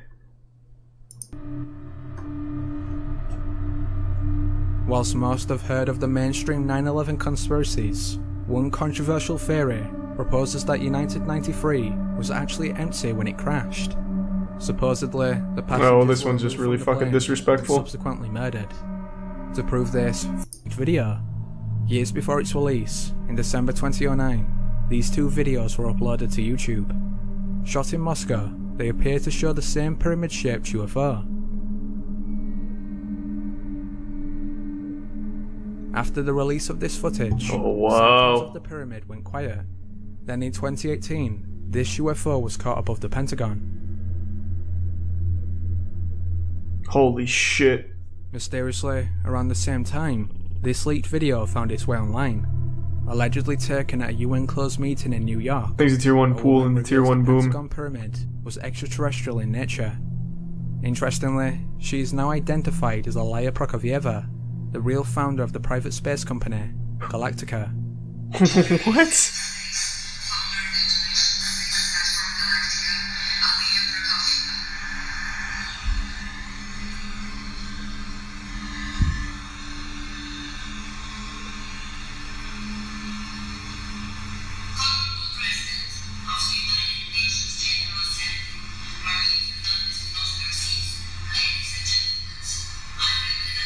Oh my god, aliens are real.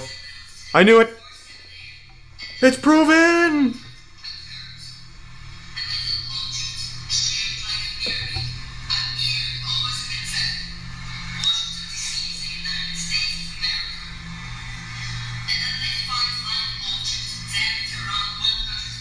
Would a triangle really be the best shape for their ships, though?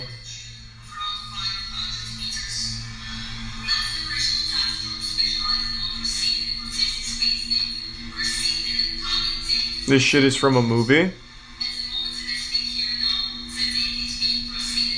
Thanks, Resub Leo.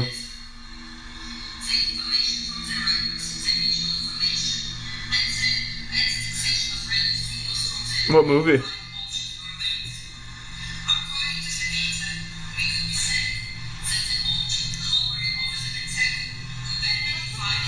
Thanks, the Prime Crown.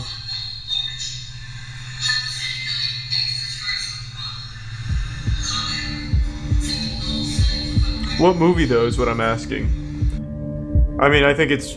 I also think it's from a movie. Would be my guess. Like, this is so convenient that it's just like an exposition dump here. Allegedly taken at a UN closed meeting in... But I don't know what movie. Let's see. Alaya Prokofyevya. Prokofyevya. Yep, that's how you say it.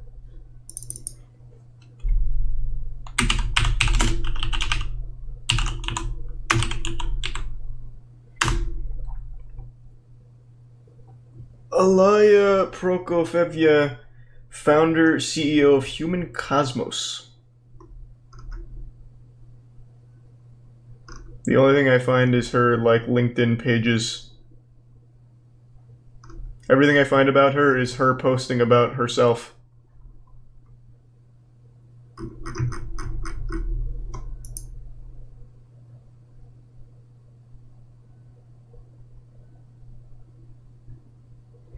Check comments. YouTube comments is the worst fucking place for anything ever. I guarantee they believed every single one of the things in here. Yep, that was definitely Bigfoot. Can't argue with that.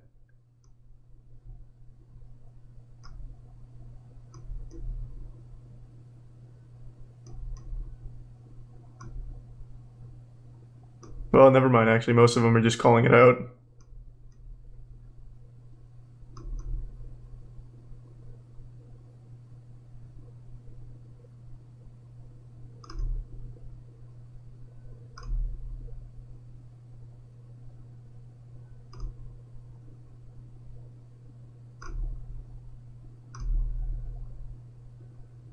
Nice.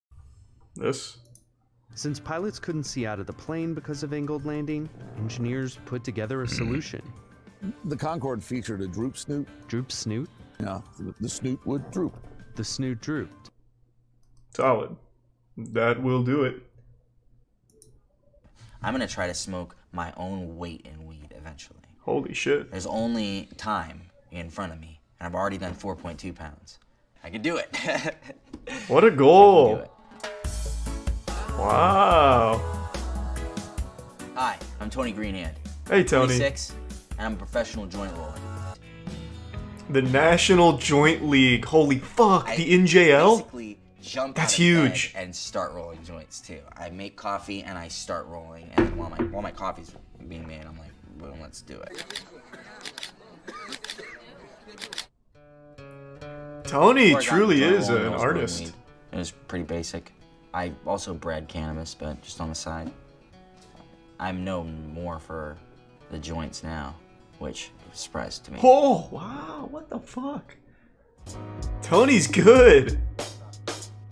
They should sell his joints right next to like Banksy's work. My mom was Jackson a Pollock. clerical at a police department, so she absolutely hates what I do.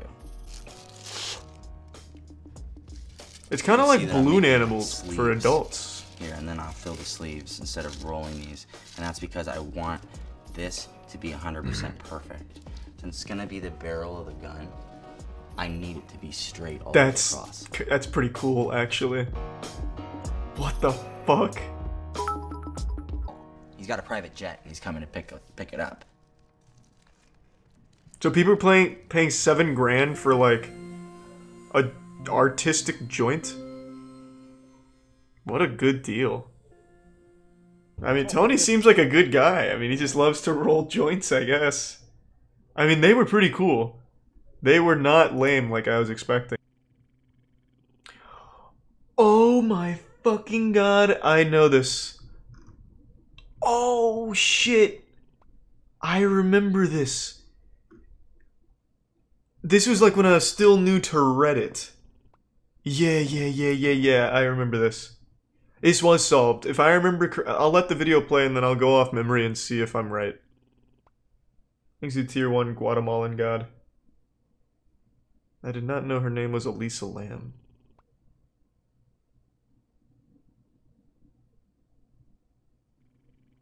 It wasn't solved recently, it was solved pretty soon after this video aired. Was it real or she faked it? Bro, she fucking died. What do you mean? Did she fake it? That'd be the ultimate prank. What I remember most about this is this hit Reddit. It got really big on Reddit, and the Reddit detectives went hard. Like, they were going in on this video. I remember reading all kinds of theories. This was also around the time where Slender Man was still popular, so I saw a lot of Slender Man theories that she was trying to escape from him or some shit. Like, it got weird quick. Does it show how she died? No. So I'll just tell you what happens once the video ends, because the video is super weird. But what happens is she eventually was found in a water tank on the roof. She died.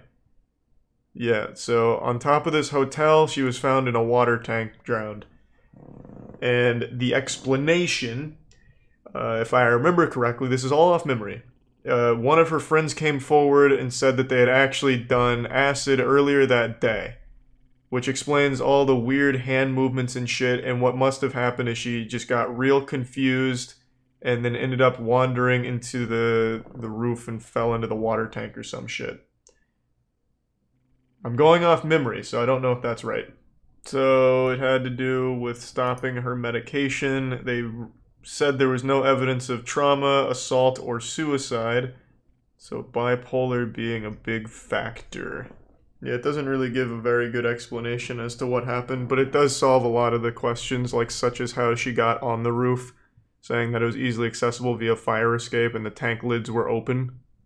But it doesn't say how she closed the tank lid from the inside. Yeah, so it doesn't seem like it really has a good explanation. Yeah, it was open, but it was also closed when they found her, which means she would have had to have closed the lid from the inside, which is apparently not easy. Oh, it was open when they found her. Oh, what? Wait, didn't it just say ignoring the problem of how it was closed? What? Didn't I read that somewhere? Where did I just read that? Oh. Hotel employee found the body, said the lid was open at the time, removing the issue of how she could have closed the lid from the inside. Got it. Got it. The Dyatlov Pass incident. A case that Dyatlov. many consider to be one of the greatest mysteries of all time.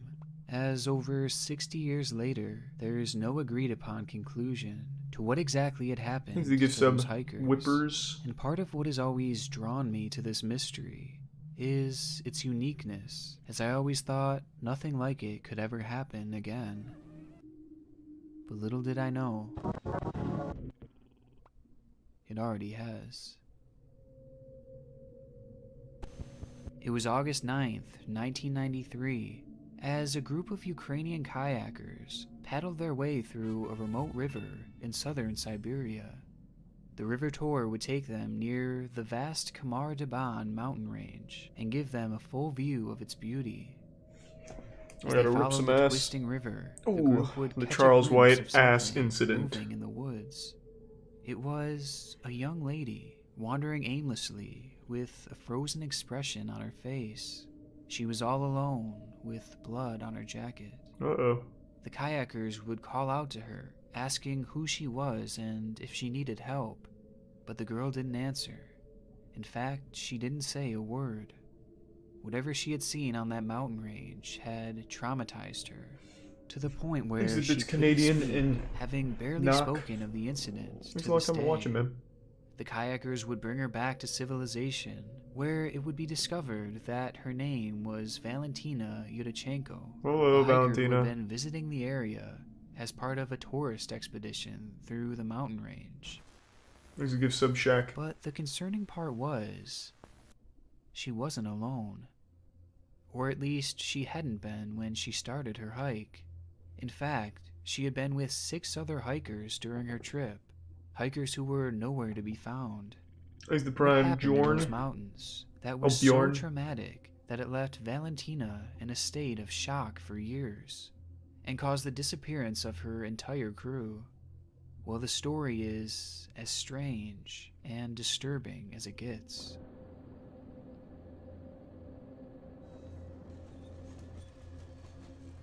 It all started on August 2nd, 1990. Real quick, anyone that's seen this, is there anything TOS worrisome in here? They don't show any bodies or anything, right? I'm gonna assume not, but just want to cover bases. We good? Khamar Daban.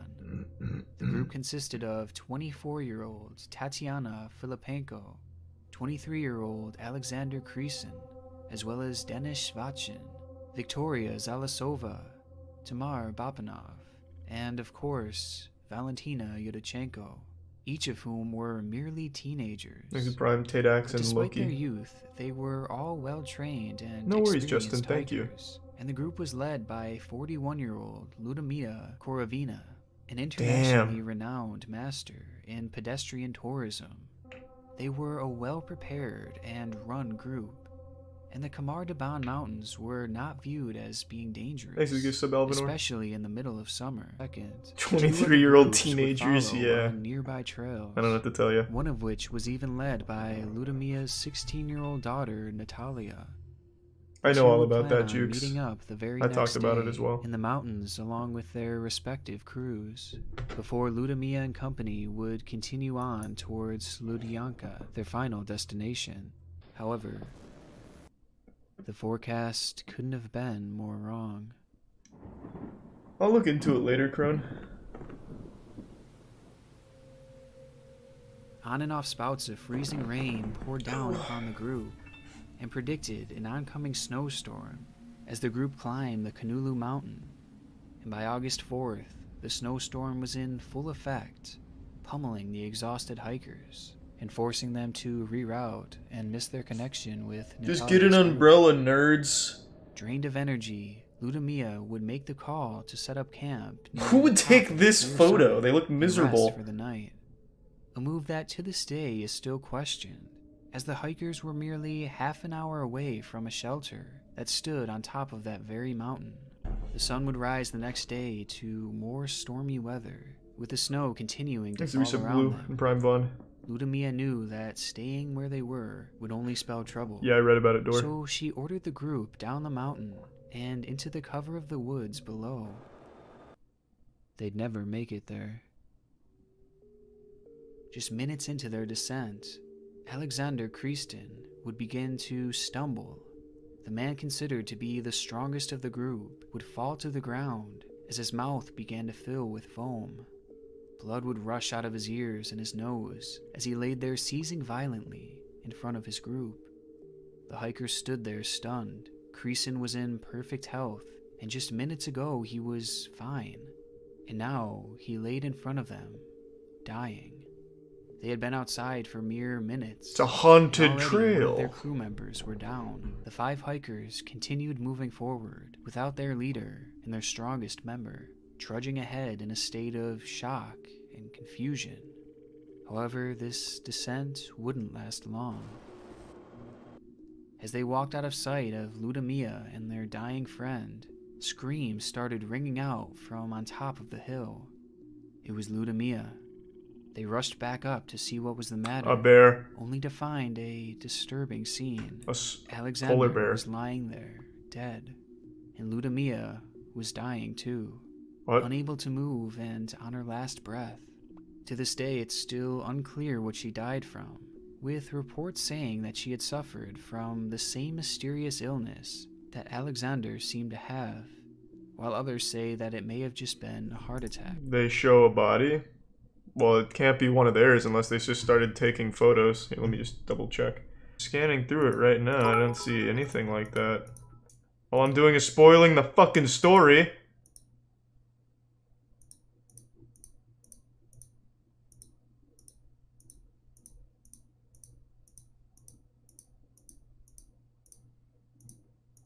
Also, early hypothesis, the lady that survived, Valentina, she killed them and made up the story. Like, this shit is making no sense right now. But either way, chaos erupted from the group. Both Victoria and Tamar would quickly collapse on the ground, twitching violently and bleeding the same way that Kresin had. They began tearing at their clothes, ripping them off and grabbing their necks as if they were being choked, all the whilst they desperately tried to gasp for air. Valentina rushed to help. Sounds like something out of Dr. Stone, like they in an instant went to like a poison well. Would sink her teeth into Valentina, biting her and forcing her to back off. What? While this happened, Dennis started to run away from the group out of fear and confusion, having no idea what was happening to his friends or why. He could only watch as, one by one, they began to lose their minds. Thanks again, Liam. Thanks to the resub Niners Rule. With Dennis hiding from the group, Tatiana also began to tear her warm clothing off, exposing her body to the freezing cold elements. She too grabbed for her throat and acted as if her own body was torturing her. Once on the ground, she would turn her attention to the rock that laid next to her, and in an instant she would begin to smash her head against it, over and over again, until her body would go limp. In a matter of why do you keep saying hypothermia? In everything I've ever heard and learned about hypothermia, I've never heard about someone suffering from it, ripping their clothes off and turning into a zombie. Why do people keep saying hypothermia? Is there something I'm not understanding about it? 20 to 50% of hypothermia deaths are associated with paradoxical undressing. Oh, so this is real. This typically occurs during moderate or severe hypothermia as the person becomes disoriented, confused, and combative. Wow. They may begin discarding their clothing, which in turn increases the rate of heat loss. This is a real thing. I've never heard of this. In all of those, like, survival movies and shit, you never see the main character that's suffering from hypothermia getting naked and slamming his dick on a rock. This is interesting. Paradoxical undressing. Succumbed to their mysterious symptoms. Dennis would emerge to help Valentina, as the two were the only ones left who hadn't faltered. However, their health was starting to wither as well. They remained in the forest, close to the site where their whole group had just died, unsure of what to do next. Thanks, Resub Aisling, and have fun, Naughty. I can't imagine the silence. And yes, I've heard of that Guatemalan. They must have been experiencing. And they maybe stood we there will. Together after witnessing all their friends drop dead in front of them. Friends that a mere hour ago were in perfect health. And the stark fate wasn't quite finished with the group either, as a short time later, Dennis would collapse alongside Valentina, as he too began bleeding profusely, leaving Valentina as the only living member of the group. Completely traumatized and scared for her life, Valentina took supplies from the camp and proceeded to wander alone in the forest. She did so for 3 days before being found by the kayakers. Oh, okay, never mind. Probably this is probably what you were talking about. So you're telling me, and we'll go back to the video in a second, but I have to skip the bodies. So you're telling me that Valentina somehow hiked for 3 more days after her entire group all got hypothermia at the same time? I feel like she'd be very close to it as well. Unless she just had, like, really warm clothing. I don't know. Judging by the video here, it'd be kind of hard to like hide this as a murder. So I fall back on my theory. I don't think it's right. I think I'm wrong. A story that seemingly makes no sense. 6 healthy people turning insane and dropping dead in the matter of minutes. Just play audio. Which fine. Prompts the... I mean, there's not a lot here, but sure. It's in another language too, so. Thanks to the huge tier 3. Resub Gimji and Kukius. They received no guidance from the deeply traumatized Valentina.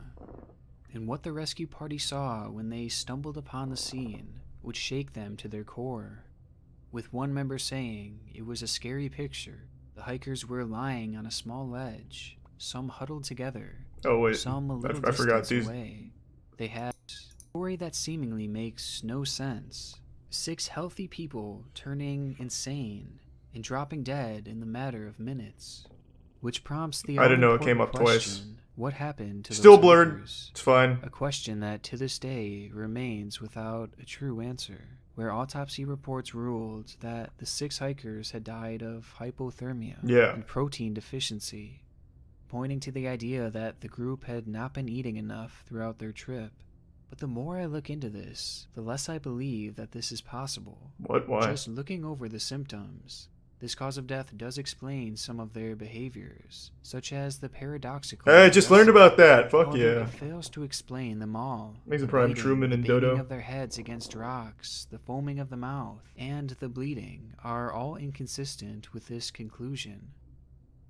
So how could hypothermia have set in so quickly? Must have been After very all, cold. It was summertime, and despite the snow, the temperature was likely barely below freezing. Also, if hypothermia were truly to blame, and they were in such bad shape that each hiker died in the span of minutes, then how could Valentina have continued That's to what I survive said. for 3 more days? It just doesn't make sense. And as for the protein deficiency, Valentina herself had mentioned that the group had eaten well throughout their trip, and had even ate together on the morning of their deaths. It's also worth noting that they ate as a group together, with each member eating the same thing. So how had Valentina survived if she had eaten what they had eaten?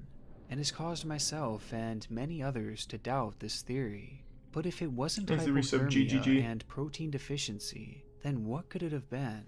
As is the case with most mysteries, some have blamed the supernatural. Yeah, it was Bigfoot! Something otherworldly had happened to the group, while others have taken a more scientific stance, blaming things like low frequency in the area, which caused the group to go in a panic. What? But I have a hard time believing either of these, as the area was not all that remote, and it's well studied by scientists. Plus, this doesn't line up with Valentina's testimony, as well as the conditions of their bodies. Another possibility is that the group had eaten something poisonous on their trip, an idea that is certainly possible, as Ludmilla was often known to be a forager, so perhaps some sort of fungus or Jesus, berry, yeah. giving it to the group to eat. That's the without worst leader to realizing have. that it was actually toxic. A poisonous mushroom could certainly cause the hikers to hallucinate and potentially bleed internally. But the issue is, Valentina never mentioned that the group had foraged for food. Well, and ask she is her. on record saying that they had eaten well. If they had ate something suspicious out there, she certainly would have told authorities. Needs to give Plus, some if they had Archer all and the eaten Prime Bell. together, then how had Valentina not been poisoned? And finally, Ludmilla was an expert at this kind of stuff, so it's unlikely that she would make a mistake of this magnitude, especially given how well she knew the area.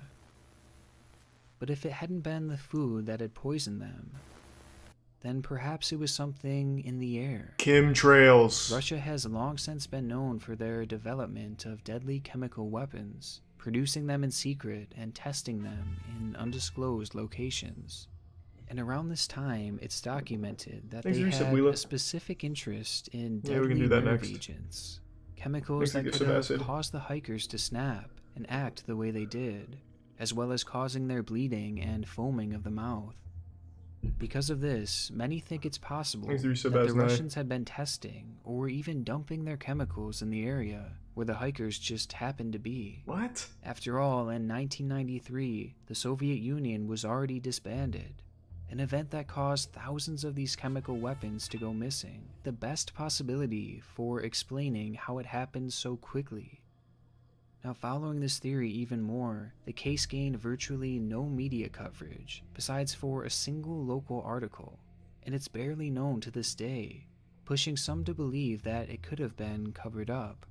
And there's also one final key detail that I found in my research that could point to this theory being true. After authorities were alerted that a group of tourists were missing, they didn't set out a search party until a full week had gone by, despite there being clear weather. Some online have taken this as an indication that authorities were waiting for the toxins in the area to clear before beginning their search. But there are some issues. No, I don't know that one. First of all, the location where the hikers were visiting was fairly popular, and they were a mere 100 meters away from a shelter that was designed for people to stay in. This channel's popular garbage. The military test or dump weapons. I've never heard of the Khamar Daban incident. Remote area. What the fuck are you talking about? Also, how would Valentina?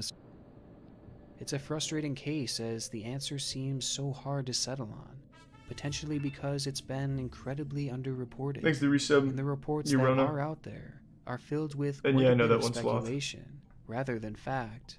Also, of the original articles written on this, many were made in other languages, which may have led to things being lost in translation over the years. Oh, maybe. And though Valentina's testimony tells us what had happened on those mountains, it's also possible she had misremembered things, especially given the extreme shock and trauma she had experienced. She had also just recently started discussing this event, leaving things to be forgotten over the years. So with all these factors, it's possible we may not even have the full story, which just adds more mystery to this strange case. And given the lack of attention it's received, they weren't malnourished is the we may thing. never know for sure what happened in those mountains.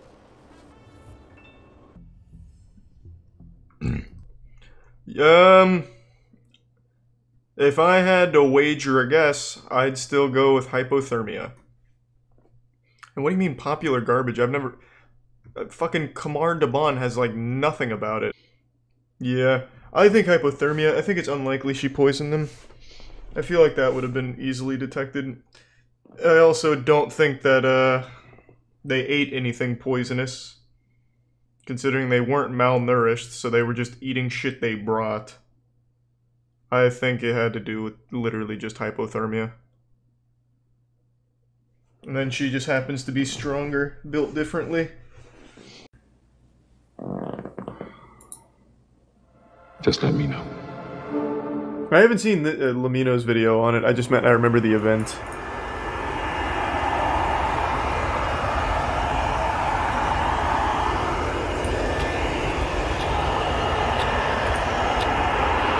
Did they solve it? No. At least they give Sib Bill. No. Yeah, I mean, I'll double check, but I'm pretty sure it's still unsolved. They just have a working theory.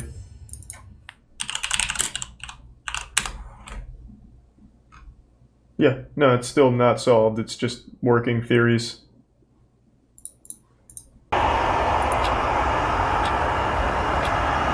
Let's do some punk chick in the 5 gift subs sweat. Thank you, man. Delivery manager. I appreciate it. Thank you, sweat. Thank you for a long time of watching, handyman. Malaysia 370, standby. At Kuala Lumpur International Airport, a Boeing 777 is preparing for departure. Malaysian 370, request level. 370, we are ready, requesting flight level 350 to Beijing. The unidentifiable. Malaysian Airlines I Flight 370 is a daily passenger flight between Kuala Lumpur, Malaysia and Beijing, China. 370, 32 right of takeoff. Nice. 42 minutes past midnight, Flight 370 is given clearance to depart. On board are Captain Zahari Ahmad Shah, First Officer Farik Abdul Hamid, 10 cabin crew members, and 227 passengers. Was this plane ever found? I don't know. I don't know. Malaysian 370, Lumpur radar, good morning, climb flight level 250. Morning, level 250, Malaysian 370. Malaysian 370, climb flight level 350. Climb level 350, Malaysian 370. Less than an hour into the flight, the plane is cruising over the South China Sea at an altitude of 35,000 feet. The night sky is clear, and the weather They found pieces, but not the whole Flight thing. 370 is then instructed to signal air traffic control in Ho Chi Minh, Vietnam, as it is about to enter Vietnamese airspace.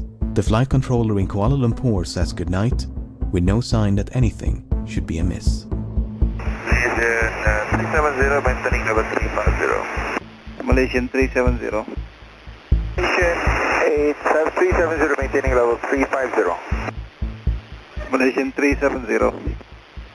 Malaysian 370, contact Ho Chi Minh 120.9. Good night. Good night, Malaysian 370. Thanks, 3 sub acid redemption. Yeah, I know 1 Jeremy minute do it. And 43 seconds later, the aircraft suddenly vanish from radar screens at Kuala Lumpur, Ho Chi Minh, and Bangkok. What? This form of positional tracking depends on a signal being emitted by one of 2 transponders aboard the plane, and so its disappearance would suggest both transponders ceased to function, or the system was manually deactivated by someone on board. All subsequent attempts to contact and ascertain the whereabouts of Flight 370 are unsuccessful. The aircraft has seemingly vanished without a trace. After missing its scheduled time of arrival in Beijing some 4 hours later, Flight 370 is officially declared missing. And in the wake of that announcement, the most expensive search effort in aviation history is about to commence. And then I remember like a year after this, Malaysian Airlines also had another plane go missing or another accident, I don't recall. But that one was really fucking eerie, because one of the passengers had tweeted, "Here's my flight if it goes missing," and then it actually fucking did. Of the flight's disappearance between the South China Sea and the Gulf of Thailand. The search area was soon expanded, however, after the Malaysian military disclosed additional information. Unlike the radar system employed by air traffic control, long-range military radar does not rely on transponders but use reflectance to track the position of targets. A review of the data collected by the Malaysian military revealed that moments after contact with Flight 370 was lost, the aircraft had deviated from its scheduled flight path with a subtle turn to the right, followed by a long turn to the left. The aircraft had then flown back towards and across the Malaysian peninsula before turning right near the island of Penang. It maintained this northwesterly heading until it escaped the radar's coverage. Over the next few days, the Strait of Malacca, the Andaman Sea, and the Bay of Bengal was scoured by a multinational fleet of aircraft and vessels, but there was no trace of Flight 370. Meanwhile, investigators began to analyze the aircraft's satellite communication records. Like all modern airliners, Flight 370 was equipped with a satellite communications terminal, or SATCOM, to send and receive transmissions to and from the ground. Prior to departure, the SATCOM terminal had logged onto the satellite network and established a connection with a ground station in Perth, Australia. That station then maintained a detailed record of all the incoming and outgoing traffic between it and Flight 370. This is what it contained. Prior to the flight's disappearance over the South China Sea, everything appeared to be working as intended. Then, at some point during this portion of the flight, the SATCOM link was severed. What happened? Did they see like a fucking dragon in the sky and just like get the fuck away from it? 3 minutes after the flight vanished over the Andaman Sea, the terminal requested to log back onto the network. The SATCOM link was successfully re-established and was not disrupted again until nearly 6 hours later, when the flight is presumed to have crashed due to fuel exhaustion. During these final hours, 2 attempts were made to contact the plane via satellite telephone. Both calls were acknowledged by the SATCOM terminal and would have been routed to the cockpit. Yet, they went unanswered. The terminal had also responded to 5 automatic status requests. In short, if the ground station had not heard from the aircraft in over an hour, it would transmit a signal to confirm the terminal was still online. It's a real story. While these transmissions did not contain any information about the flight's position, investigators were able to measure the distance between the satellite and the aircraft at the time of each transmission, based on how long it took those transmissions to be sent and received. This generated 7 rings of possible locations from which 7 of these transmissions are thought to have originated. By taking fuel consumption, speed, and other factors into account, flight path analysis indicated the most probable origin of the final transmission to be somewhere along this arc in the southern Indian Ocean. The search effort shifted accordingly, and as the region fell within the jurisdiction of Australia, the Australian government took charge of the operation. Over the next few weeks, the search area was progressively refined hijack and not make any demands. Drift as well as improved estimations of the flight path. But this part of the southern Indian Ocean is so remote, it took 6 days just to get there. A new fleet of aircraft and vessels gradually covered more than 4.5 million square kilometers of ocean, but Flight 370 was nowhere to be found.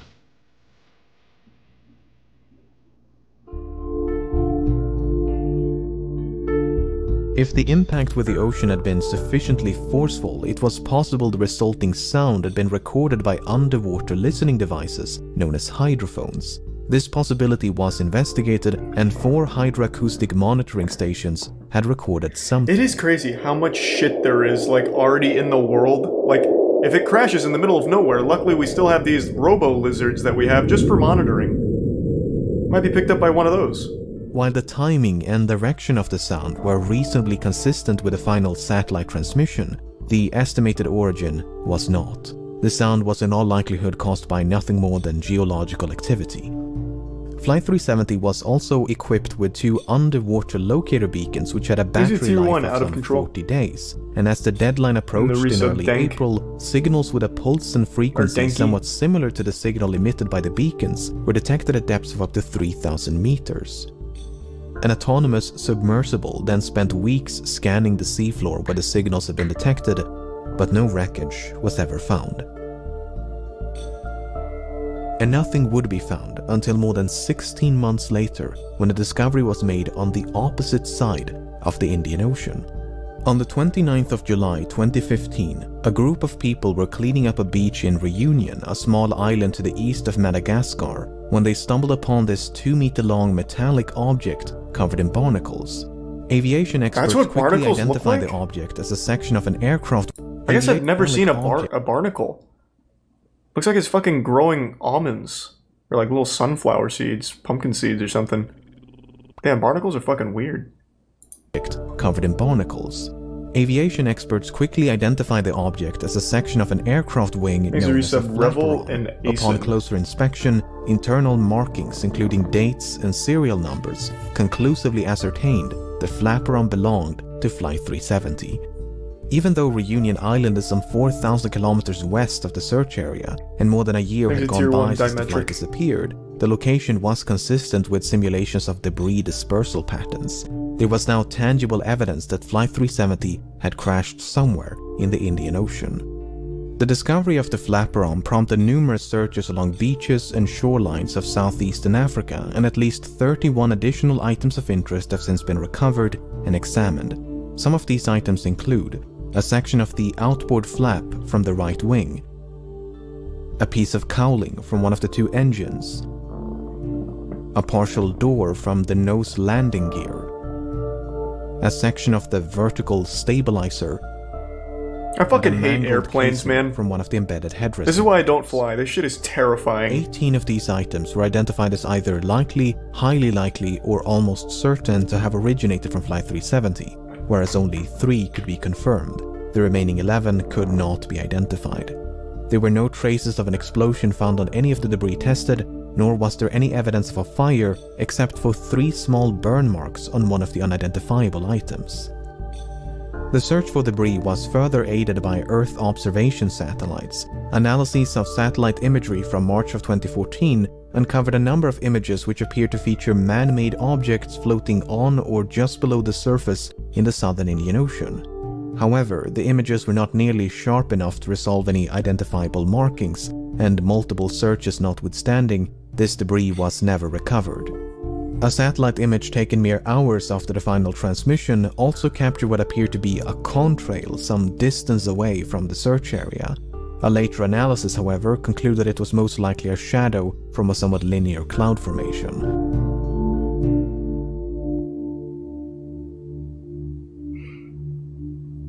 The underwater portion of the search continued for months and eventually years before it was finally suspended in early 2017, by which point some 120,000 square kilometers of seabed had been scrutinized.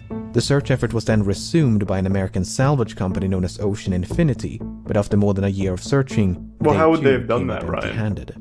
Unless the final resting place of Flight 370 can be located, it may be impossible to determine exactly why it crashed. Nevertheless, there have been no shortage of theories.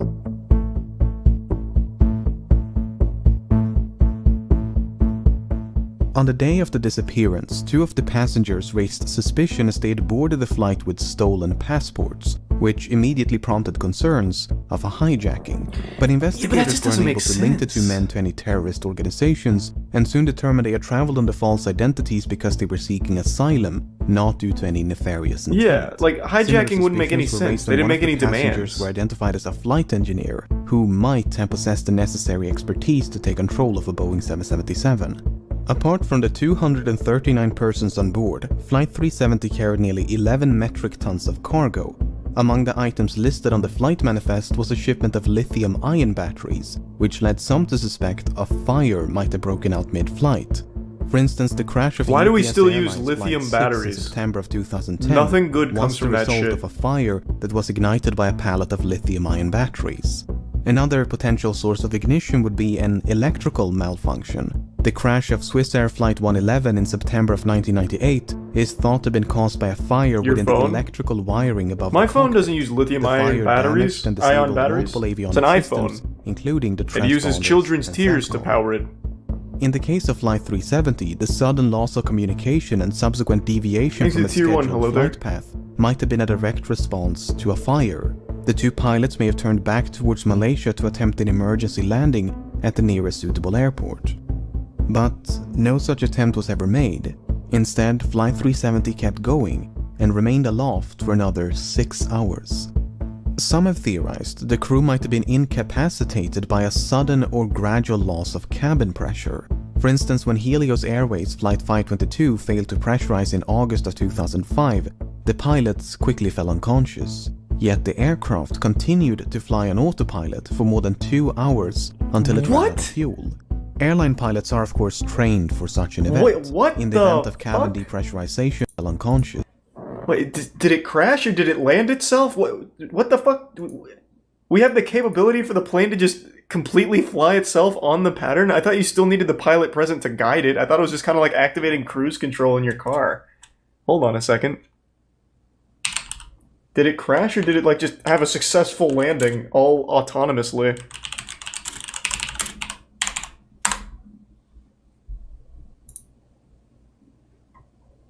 Oh, it crashed. Oh, fuck. So it didn't pressurize and everyone was incapacitated. Holy shit. Oh, did he say it crashed? Oh, I just looked at this. I didn't even notice it said crashed. Well, that'll do it. Thanks to the resub, Erotic and J. Cuddy. Yet the aircraft continued to fly on autopilot for more than 2 hours until it ran out of fuel. Airline pilots are of course trained for such an event. In the event of cabin depressurization, an automatic system is designed to deploy oxygen masks to give the pilots enough time to perform an emergency descent to a more breathable altitude. The data recorded by the Malaysian military radar does indeed contain altitude information, but it is highly inconsistent.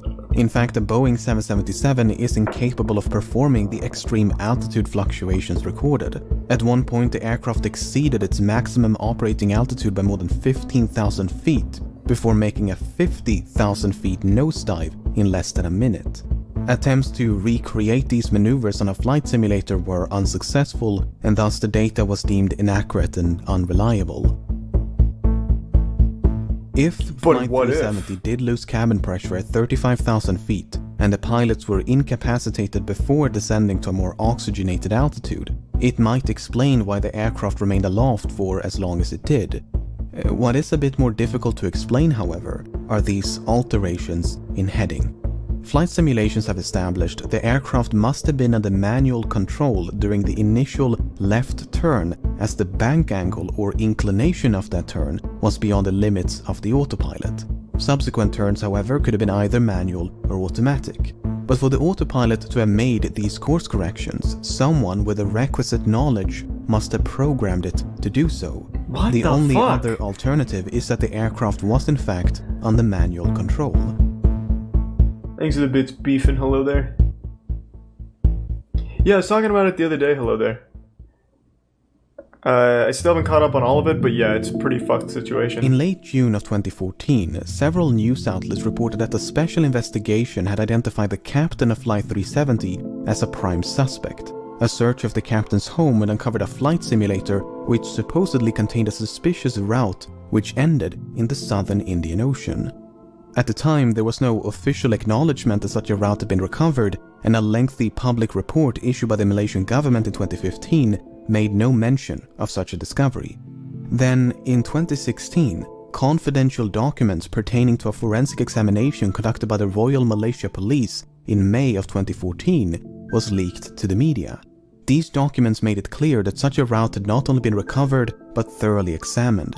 Soon thereafter, the Malaysian government confirmed the existence of this simulated flight path, and this is what it looks like. It should come as no surprise that many regard this as damning evidence of premeditation, but according to investigators, it is not quite so evident. The data recovered consists of 7 coordinates, 2 in Kuala Lumpur, 2 in the Strait of Malacca. What was he planning to do? Drive it straight to fucking Antarctica? And 2 in the southern Indian Ocean. The data was reconstructed from a file that had been automatically generated and saved by the simulation software a month before the incident. However, it's not clear whether the coordinates originate from the same flight session. In other words, it might not be correct to simply trace a continuous line between these 7 coordinates, as they could be from separate sessions. The forensic examination by the Royal Malaysia Police simply concluded no activity captured conclusively indicate any kind of premeditated act pertaining to the incident of MH370. He's a bit sweeper. Even so, the similarities between the simulated route and the presumed route of Flight 370 directly influenced the search operation. Australian investigators considered the possibility of someone deliberately extending the range of the flight by gliding the aircraft off the fuel exhaustion. If so, the plane could have traveled an additional 200 kilometers. Alternatively, the range could have been reduced by a controlled ditching prior to fuel exhaustion. While ultimately deemed unlikely, these 2 scenarios did affect the search effort. If the captain steered Flight 370 off course with the intention of crashing in a remote part of the southern Indian Ocean, his motive is an even greater mystery. Zahari Ahmad Shah was 53 and married with 3 children. He had more than 18,000 hours of flight experience and a spotless track record. Investigators found no evidence of financial issues, and his monthly expenses before the disappearance indicated nothing unusual. He had no history of mental illness, nor had he displayed any recent changes in lifestyle or behavior. He was raised on the island of Penang, which has led some to speculate the flight's second turn to the southwest of Penang was the captain getting a final view of his hometown. Some believe a hijacking could have been politically motivated, as Zahari was an avid supporter of a democratic opposition leader who was sentenced to 5 years in prison mere hours before Flight 370 took off. Others point to unconfirmed reports of marital issues, but this is contradicted by the official investigation and disputed by family members. The only real inconsistency noted by the final report is that the captain failed to repeat the assigned radio frequency during the last verbal communication. Malaysian 370, contact Ho Chi Minh 120.9. Good night. Good night, Malaysian 370. It would have been standard procedure to repeat the assigned frequency, as the captain had correctly done a few minutes prior. 370, contact Lampur radar 1326. Good night. Alright, 1326 Malaysian 370. Whether this omission is indicative of anything but a mistake is anyone's best guess. Yeah, I don't think that means shit. By all accounts, Captain Zahari was an affable and well-respected pilot who was passionate about aviation, as evident by the photos and videos he shared on social media. Hi everyone, this is a YouTube video that I made. Oh, that's kind of cute. Community service after learning.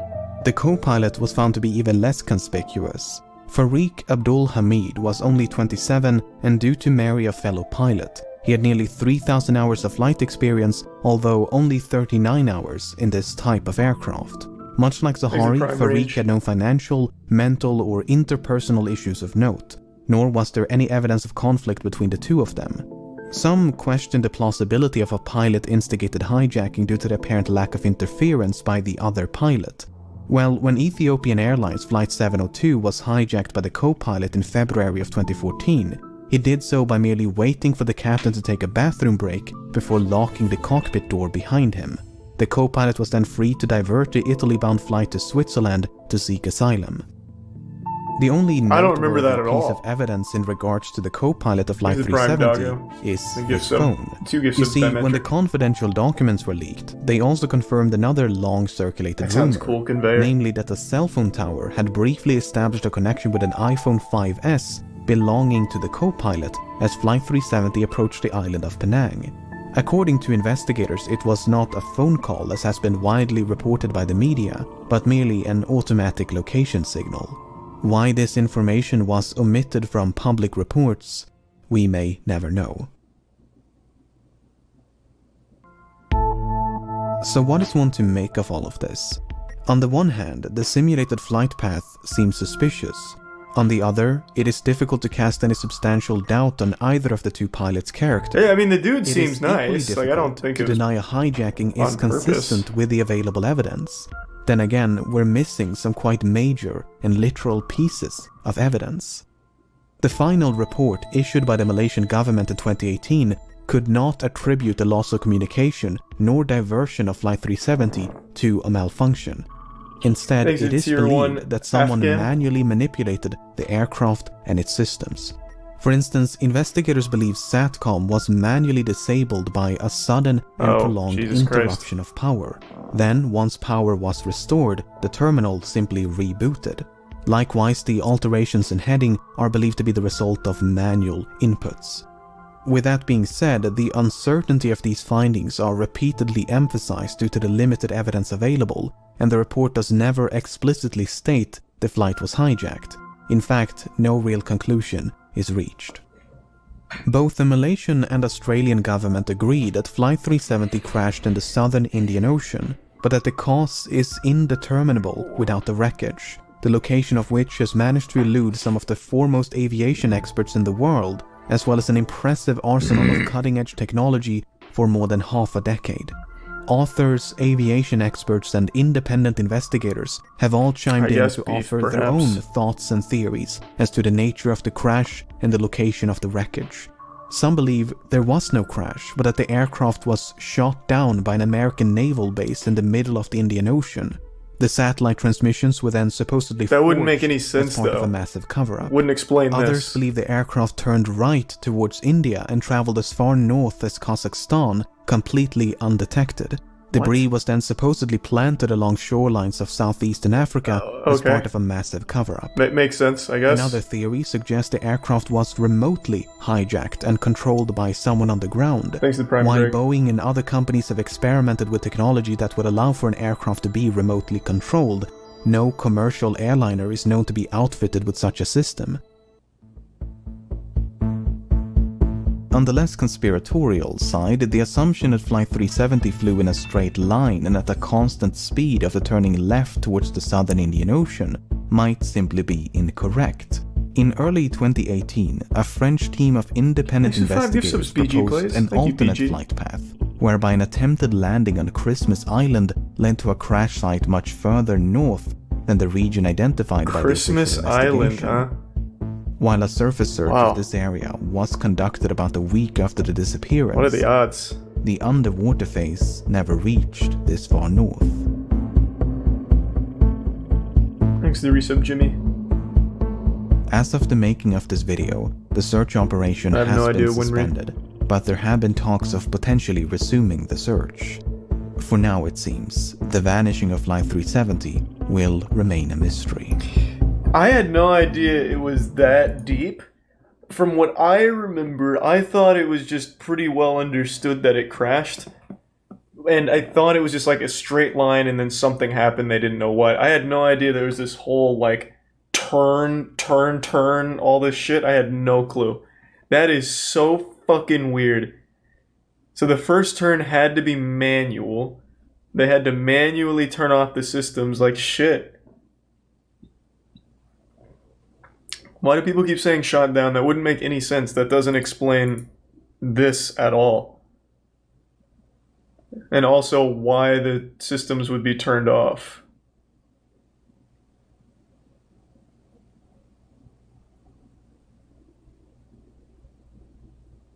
It was shot down by 5G towers. Yeah, maybe that makes more sense. Thanks for the gift sub, Skittle, and the resub, Jimmy. What an interesting fucking mystery, man. Yeah, I fucking hate planes. If even one plane malfunctions and crashes, I'm never going on one. It's fucking horrifying. I wish we could just have some sci-fi shit, or it's just a giant portal that rips through space-time continuum, so that way you don't have to be, like, reatomized. You just, like in Jumper, you know? Or not Jumper. Doctor Strange. You just open this giant thing and you see the other side and you just step right through. Simple and easy. Thanks for the gift sub, King Sloth. Yep, very familiar, Papa. Sure, Johnny. In early 1959, a group of hikers decided to head out on an expedition across a mountainous region of Western Soviet Union. The group consisted of 9 experienced men and women, greatly familiar. For the record, new information about Dyatlov has surfaced over the last few months. Would prove to be their last. Despite a criminal investigation, photographs and journal entries, the case remains unsolved after more than half a century. This is the case of Dyatlov Pass. Hey, thanks for the 5 gift subs, Spicy Meat. Fucking tier 3 and gift subs, man. Thank you.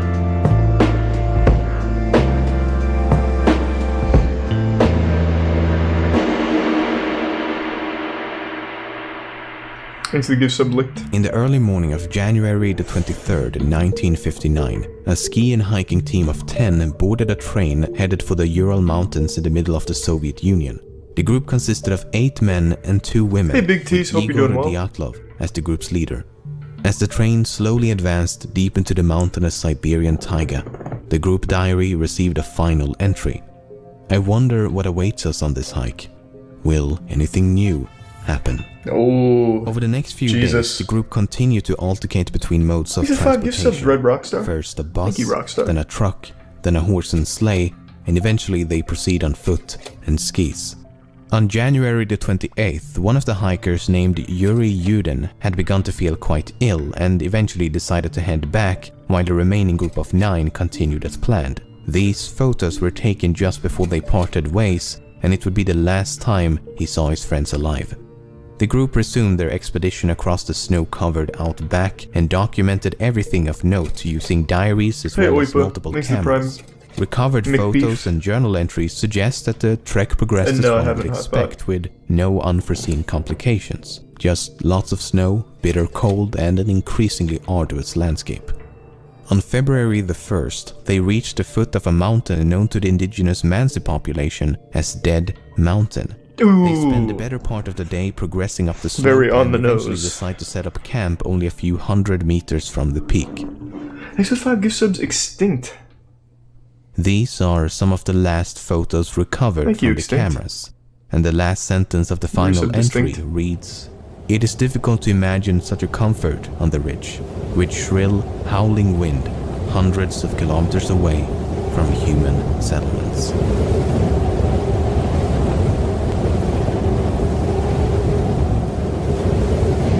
This one shows bodies. Let me do a quick scan. I mean, I'm sure... Oh, yeah. There's a whole section called The Bodies. When we get to that chapter, I'll just go ahead and play it safe. I won't show that chapter. I'll just let you hear the audio. A few weeks later, friends and relatives begin to worry. No one has heard from Igor or any of the other members of the group. After much debate, a team of volunteers eventually head out to find them. On February the 26th, the search party is finally able to locate the camp on the slope. It's obvious to the first at the scene that something has gone horribly wrong.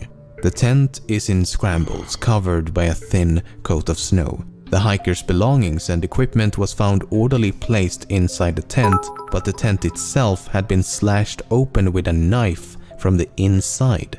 Whoa. The next day, 9 pairs of footprints lead the search volunteers down the slope towards the nearby woods. Given that the footprints left rather mild indentations in the snow, would suggest that they descended the slope in a rather calm and orderly fashion, as opposed to running away in panic. The footprints could be tracked for about half a kilometer from the tent until the trail was completely covered by snow. So they continued in the direction of the trail and under a large cedar tree at the edge of the forest, next to the remains of an improvised campfire. They found the frozen bodies. Alright, let's just not take any chances. Of Yuri Doroshenko and Yuri Krivonoshenko. It would take over 2 months for the bodies of all 9 hikers to be recovered. The first 2 were found severely underdressed. No jackets, no pants, no gloves, hats, boots or anything else one might expect given the frigid climate. only light shirts, underpants and socks. At the time of their death, it would have been around 30 degrees below zero. The cedar tree had signs of damage, as if someone had climbed it, with branches broken up to 5 meters high. Perhaps they were attempting to locate a tent in the pitch black I know darkness, XQC Watch or that I saw. That's perhaps like they one of the were first trying things to that comes hide up when you from type in someone Dyatlov. or something. The next 3 hikers were found at varying distances between the tent and the tree, covered by a few centimeters of snow. They were better dressed than the previous 2, but not by much, as they still lacked essential items such as boots, hats, and gloves. They were all found facing the direction of the tent, as if they were struggling to return It's for Twitch. at the moment I'm not of taking death. a chance. While some of them had sustained minor injuries, all 5 had died of hypothermia. It should also be noted that 4 of them had died while intoxicated. The last 4 hikers were found at the bottom of a small hill, covered by 3 meters of snow, 75 meters from the tree. Again, a lot has come out about this over the last few months from what I remember. 3 of them had sustained lethal injuries. 1 had a fractured skull, and 2 had fractured multiple ribs and suffered massive internal bleeding. There's the prime squanch. The medical examiner believed the injuries had been sustained from a fall and compared it to a car crash. The injuries had been sustained while they were all alive and could not have been inflicted by another person. 2 had also been found with gaping eye sockets, and one of the women had a missing tongue. The last of the 4 had a broken nose and a deformed neck, but died of hypothermia. The most mysterious of all, 3 articles of clothing were later found to be abnormally radioactive. On May the 28th, the criminal case was discontinued with a cryptic and incredibly vague conclusion. Okay, I think that's the lead investigator writes in the final report, "The cause of death was an unknown compelling force, Actually, which the hikers were Let me double unable..." check before I let it ride uninterrupted.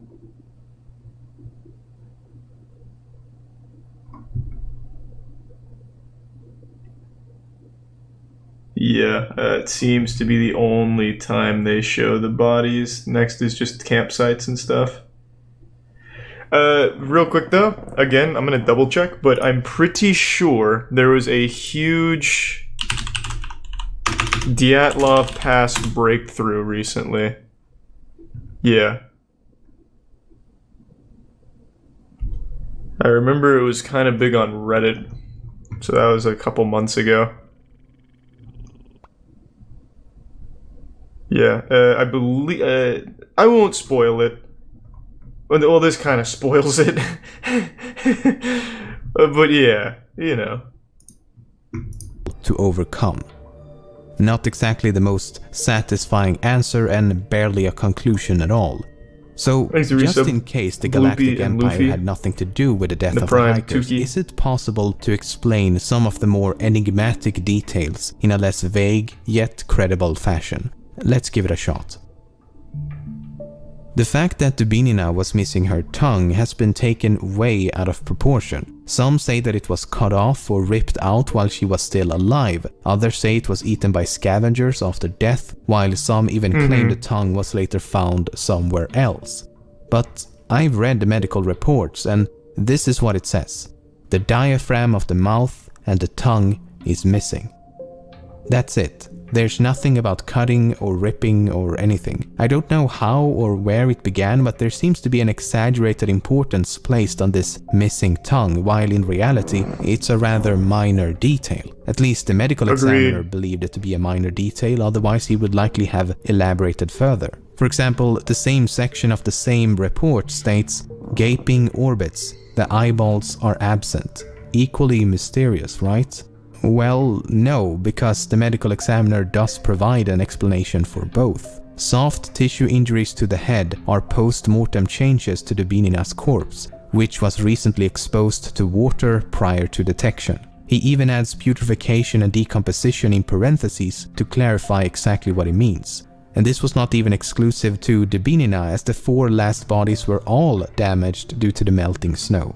Now, some claim that her tongue must have been removed while she was still alive. But can we really rule out Sasquatch? Pointed to the fact that she had about 100 grams of blood in her stomach. But that's not exactly true either. The relevant portion of the forensic examination reads, "The stomach contained up to 100 cubic centimeters of a dark red, slimy mass." That's about 10 centiliters of something, most likely food, mixed with something red, most likely blood. So we don't know how much blood was in her stomach, just that there was blood in her stomach. Which isn't that strange, given that she was suffering from massive internal bleeding. One of the most mysterious aspects of this case is that 3 separate articles of clothing discovered on 2 of the bodies were found to be radioactive, which does indeed sound a bit mysterious, but you have to keep in mind that almost everything is slightly radioactive. So we need more details. True. The radiological studies claim that under normal circumstances, an area of 150 square centimeters should not exceed 5,000 disintegrations. Everything is radioactive, literally everything. Only 3 articles of clothing exceeded or equaled that limit at 5,000 They were fucking nuked. Yeah, that's probably what it was. And 9,900 dpm. The only explanation given in the report is that the clothes were contaminated as radioactive dust fell from the atmosphere, or the clothes were susceptible to contamination when in contact with radioactive substances. In other words, they were unable to determine exactly how the clothes were contaminated, but it's not unrealistic to believe it to be a result of natural processes. Not really before we made nukes, FYI. It wasn't due to the elements. There may Bro, be you're just outright wrong. Wait, what? Kolevatov had previously worked at a facility You think developing nukes made nuclear radiation? materials, and Krivonoshenko had previously worked at a top-secret plutonium production plant for nuclear weapons, and the 3 articles of radioactive clothing belonged to Kolevatov and Krivonoshenko. Around the time of the hikers' disappearance, numerous sources claim to have seen UFOs in the form of orbs of light moving across the night sky for a few seconds up to several minutes. These include 3 soldiers and 2 different hiking groups. Some witnesses also claim that the indigenous Mansi population, as well as a group of geologists, had told them that they had observed fireballs in the sky around the time of the incident. The problem with UFO sightings is that they are, well, unidentified and often unverifiable as a result. Which means they have to be true. One of the hiking groups reported to have seen the UFO during the night of the incident, while the other sightings occurred before or after. Then there's this.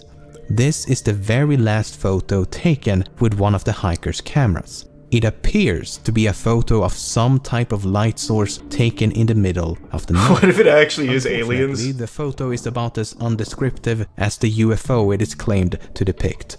It could no doubt be a photo of a UFO, and it could no doubt be a photo of a candle, flashlight, fire, stove, or anything else. But let's assume that it is a photo of something in the night sky. What could it potentially be depicting? I can think of a few possibilities. A rocket, a piece of a rocket, man-made space debris during re-entry, a crashing aircraft, or perhaps a meteor. None of which would be too surprising given that this is the Soviet Union in the middle of the Cold War as well as the space race, so there would have been a lot of aerial activity. At the time when space exploration was about as fresh as a prince living in an affluent LA neighborhood, it's not surprising that people were unable to identify the mysterious lights. Regardless, it could not have landed close to the hikers as it would have been found by the search teams. And if the object had already been recovered... Why do you keep fucking spamming this? Last story was Nightblood. Valentina had Nightblood and she didn't die from radiation. What the fuck is Nightblood? What the fuck are you talking about? Is it like a CW show or something? What is Nightblood? You've been spamming that for almost 40 minutes now since we finished that. And Valentina never died.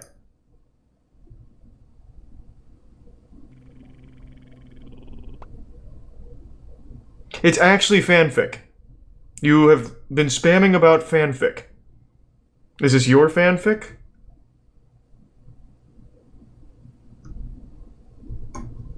Well, that was a good waste of time. Could have been evidence in the form of a crash site, footprints, and other activity on the ground. So, given the fact that there is no obvious connection between the UFO and the hiker's disappearance, I put this in the spooky red herring box. So, what happened? Why did they leave the tent? Why was it slashed open from the inside? How did some of them sustain such major injuries while the others simply succumbed to the cold? Why were so many of them underdressed? Avalanche. I think the biggest mystery is how it's been able to remain a mystery given the abundance of information. So after spending the better part of this month hiring multiple Russian translators reading through a massive amount of material ranging from theories about a KGB cover-up to a simple avalanche accident, this is what I believe to be the most credible. Let's see if he gets it right, because there is an explanation now. First of all, why would they leave the tent? That seems to be the most important missing piece of the puzzle. I would argue that the only thing that could make them leave would have to be an immediate threat inside the tent. If something was outside, such as an animal or a UFO, then there would be no reason to cut the tent open. There were no signs of an avalanche, however, they could have escaped believing an avalanche was tumbling towards them. The problem with that theory is that the footprints show them walking in a calm and orderly manner down the slope, as opposed to running away in panic. So something caused them to panic inside the tent, but once outside, they calmed down and made a conscious decision to walk down the slope.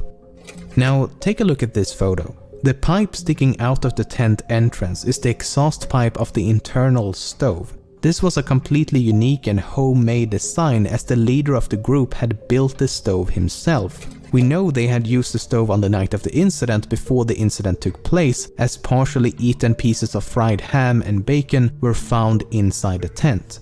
I think that after disassembling the stove and removing the exhaust pipe, the embers inside the stove were accidentally reignited. As the exhaust pipe had been removed, the smoke would have filled the tent in seconds. As they attempted to get control of the flame, they cut a few holes at the top of the tent to vent the smoke. Damn, this guy's a genius! Work, and it became increasingly difficult to breathe. The side of the tent was slashed open, and they all escaped in a state of panic. There's even more evidence to support this theory. Several members of the group were found with burn marks on both their bodies and... Hold on, just in case they show bodies, not gonna risk it. Which could definitely have been a result of the improvised fire under the tree, or perhaps a scalding hot metal stove. Some of them were also found with blood around their mouth, and coughing up blood could be a symptom of smoke inhalation. Then there's this photo, taken the day before the incident. The jacket has obviously been burned, but the question is how? It's possible that sparks from the stove had accidentally set the jacket aflame. Okay, so they make it outside and quickly realize what a terrible situation they're in. Sub-zero temperatures, no shelter, underdressed, in the middle of a snowstorm, in the middle of the night, in the middle of nowhere. At this point, I think one or more of them made a decision to head for the nearest shelter, which they would have known to be the woods. The reasoning behind this decision is likely multifaceted. The smoke from the tent could have made it impossible to stay within its proximity, and/or the smoke may have caused them to believe that the tent was on fire. Some of them were intoxicated, which could have affected their judgment as well as their sensibility to the cold. And they may also have believed to be closer to the woods than they actually were. So they finally reached the woods and immediately set out to make a fire. Some climbed a tree and scavenged the surrounding area, while those who are more properly dressed head a bit deeper into the woods. About 75 meters from the tree, 4 of them trigger a minor avalanche, taking them over the edge of a ravine with a drop of about 3 meters. As the bottom is filled with rocks and ice, they sustain lethal injuries. 3 of the other 5 hikers decide to head back for the tent, while the remaining 2 slowly freeze to death around a fading flame.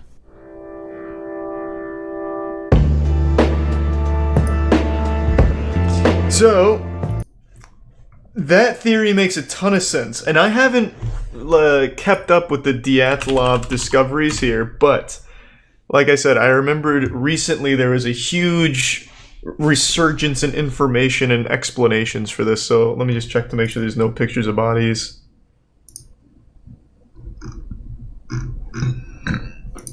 I just ripped some good ass in case you heard that. Okay, this looks good. So this comes from Smithsonian Mag. Thanks to the resub raw. Can't say I've done that before, dried pickle. Next to the resub bravo. Alright, let's see.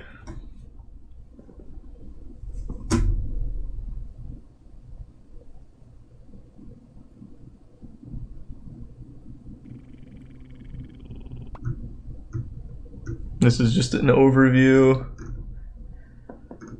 Oh, here we go.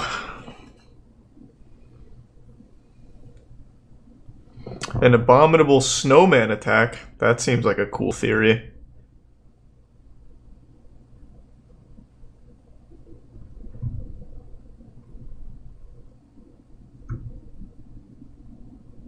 We do not claim to have solved the Dyatlov Pass mystery, as no one survived to tell the story.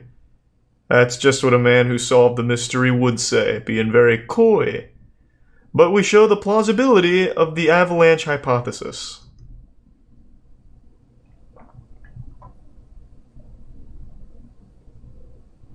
An avalanche, a snow slab, or a hurricane. Thanks to Tier 1 Zion and Prime Huso.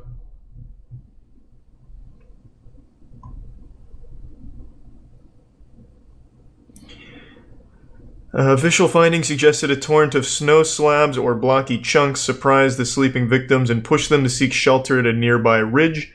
Unable to see more than 50 feet ahead, the hikers froze to death as they attempted to make their way back to their tent.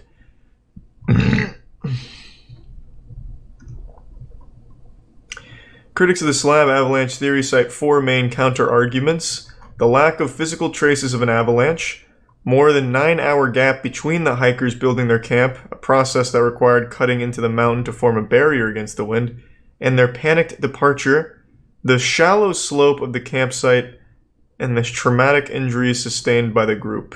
Asphyxiation is more common cause of death for avalanche victims.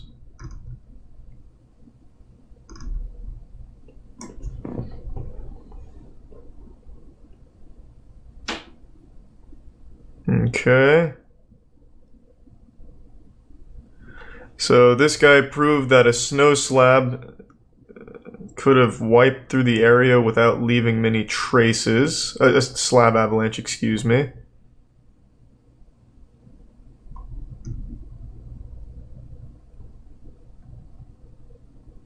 Alright.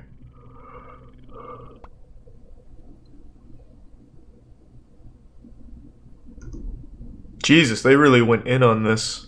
Got a whole little fucking graph. Well, not graph, a whole little picture. Researchers unraveled the final piece of the puzzle, the hikers' unexplained injuries, with the help of a surprising source, Disney's 2013 film Frozen. I'm starting to doubt how accurate this conclusion may be. If Elsa did it, but I'll continue. He was so impressed by the movie's depiction of snow that he asked his creators to share their animation code with him. This simulation tool, coupled with data from cadaver tests conducted by General Motors in 1970 to determine what would happen to the human body when struck at different speeds, enabled the pair to show that heavy blocks of solid snow could have landed on the hikers as they slept, crushing their bones and causing injuries not typically associated with avalanches.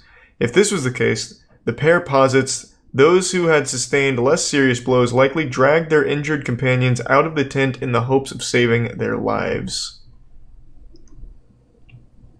Okay. Thanks to the resub remark.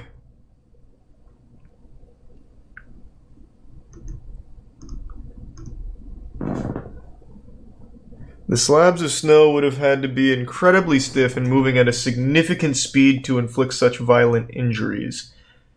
He adds that the research doesn't explain why these people, after being hit by an avalanche, ran off without their clothes into the snow. True.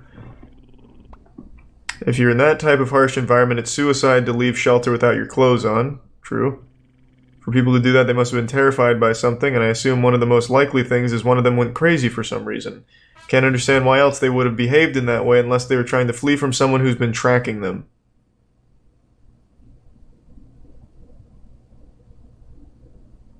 I mean, yeah, I guess that really wasn't as conclusive as I thought it would be. Thanks to Prime Darko and Resub Prime.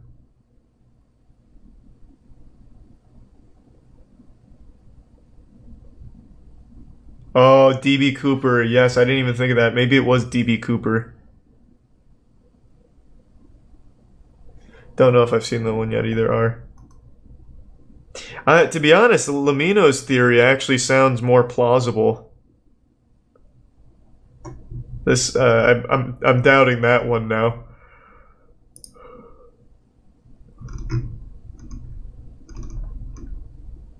Let me just double check there's no bodies here. Now I'm interested. Yeah, no bodies. Is it not just hypothermic psychosis? Well, no, because it all happened while they were in their tents warm, supposedly.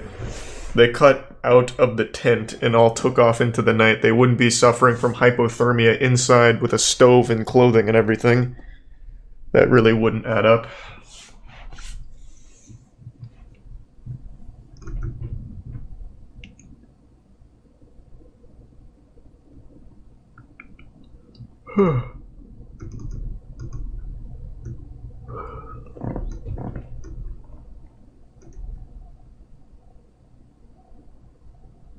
Oh no, this one also talks about slab avalanche. And it also cites Frozen. Yeah, I don't know. Who knows? That is very interesting. Very interesting indeed.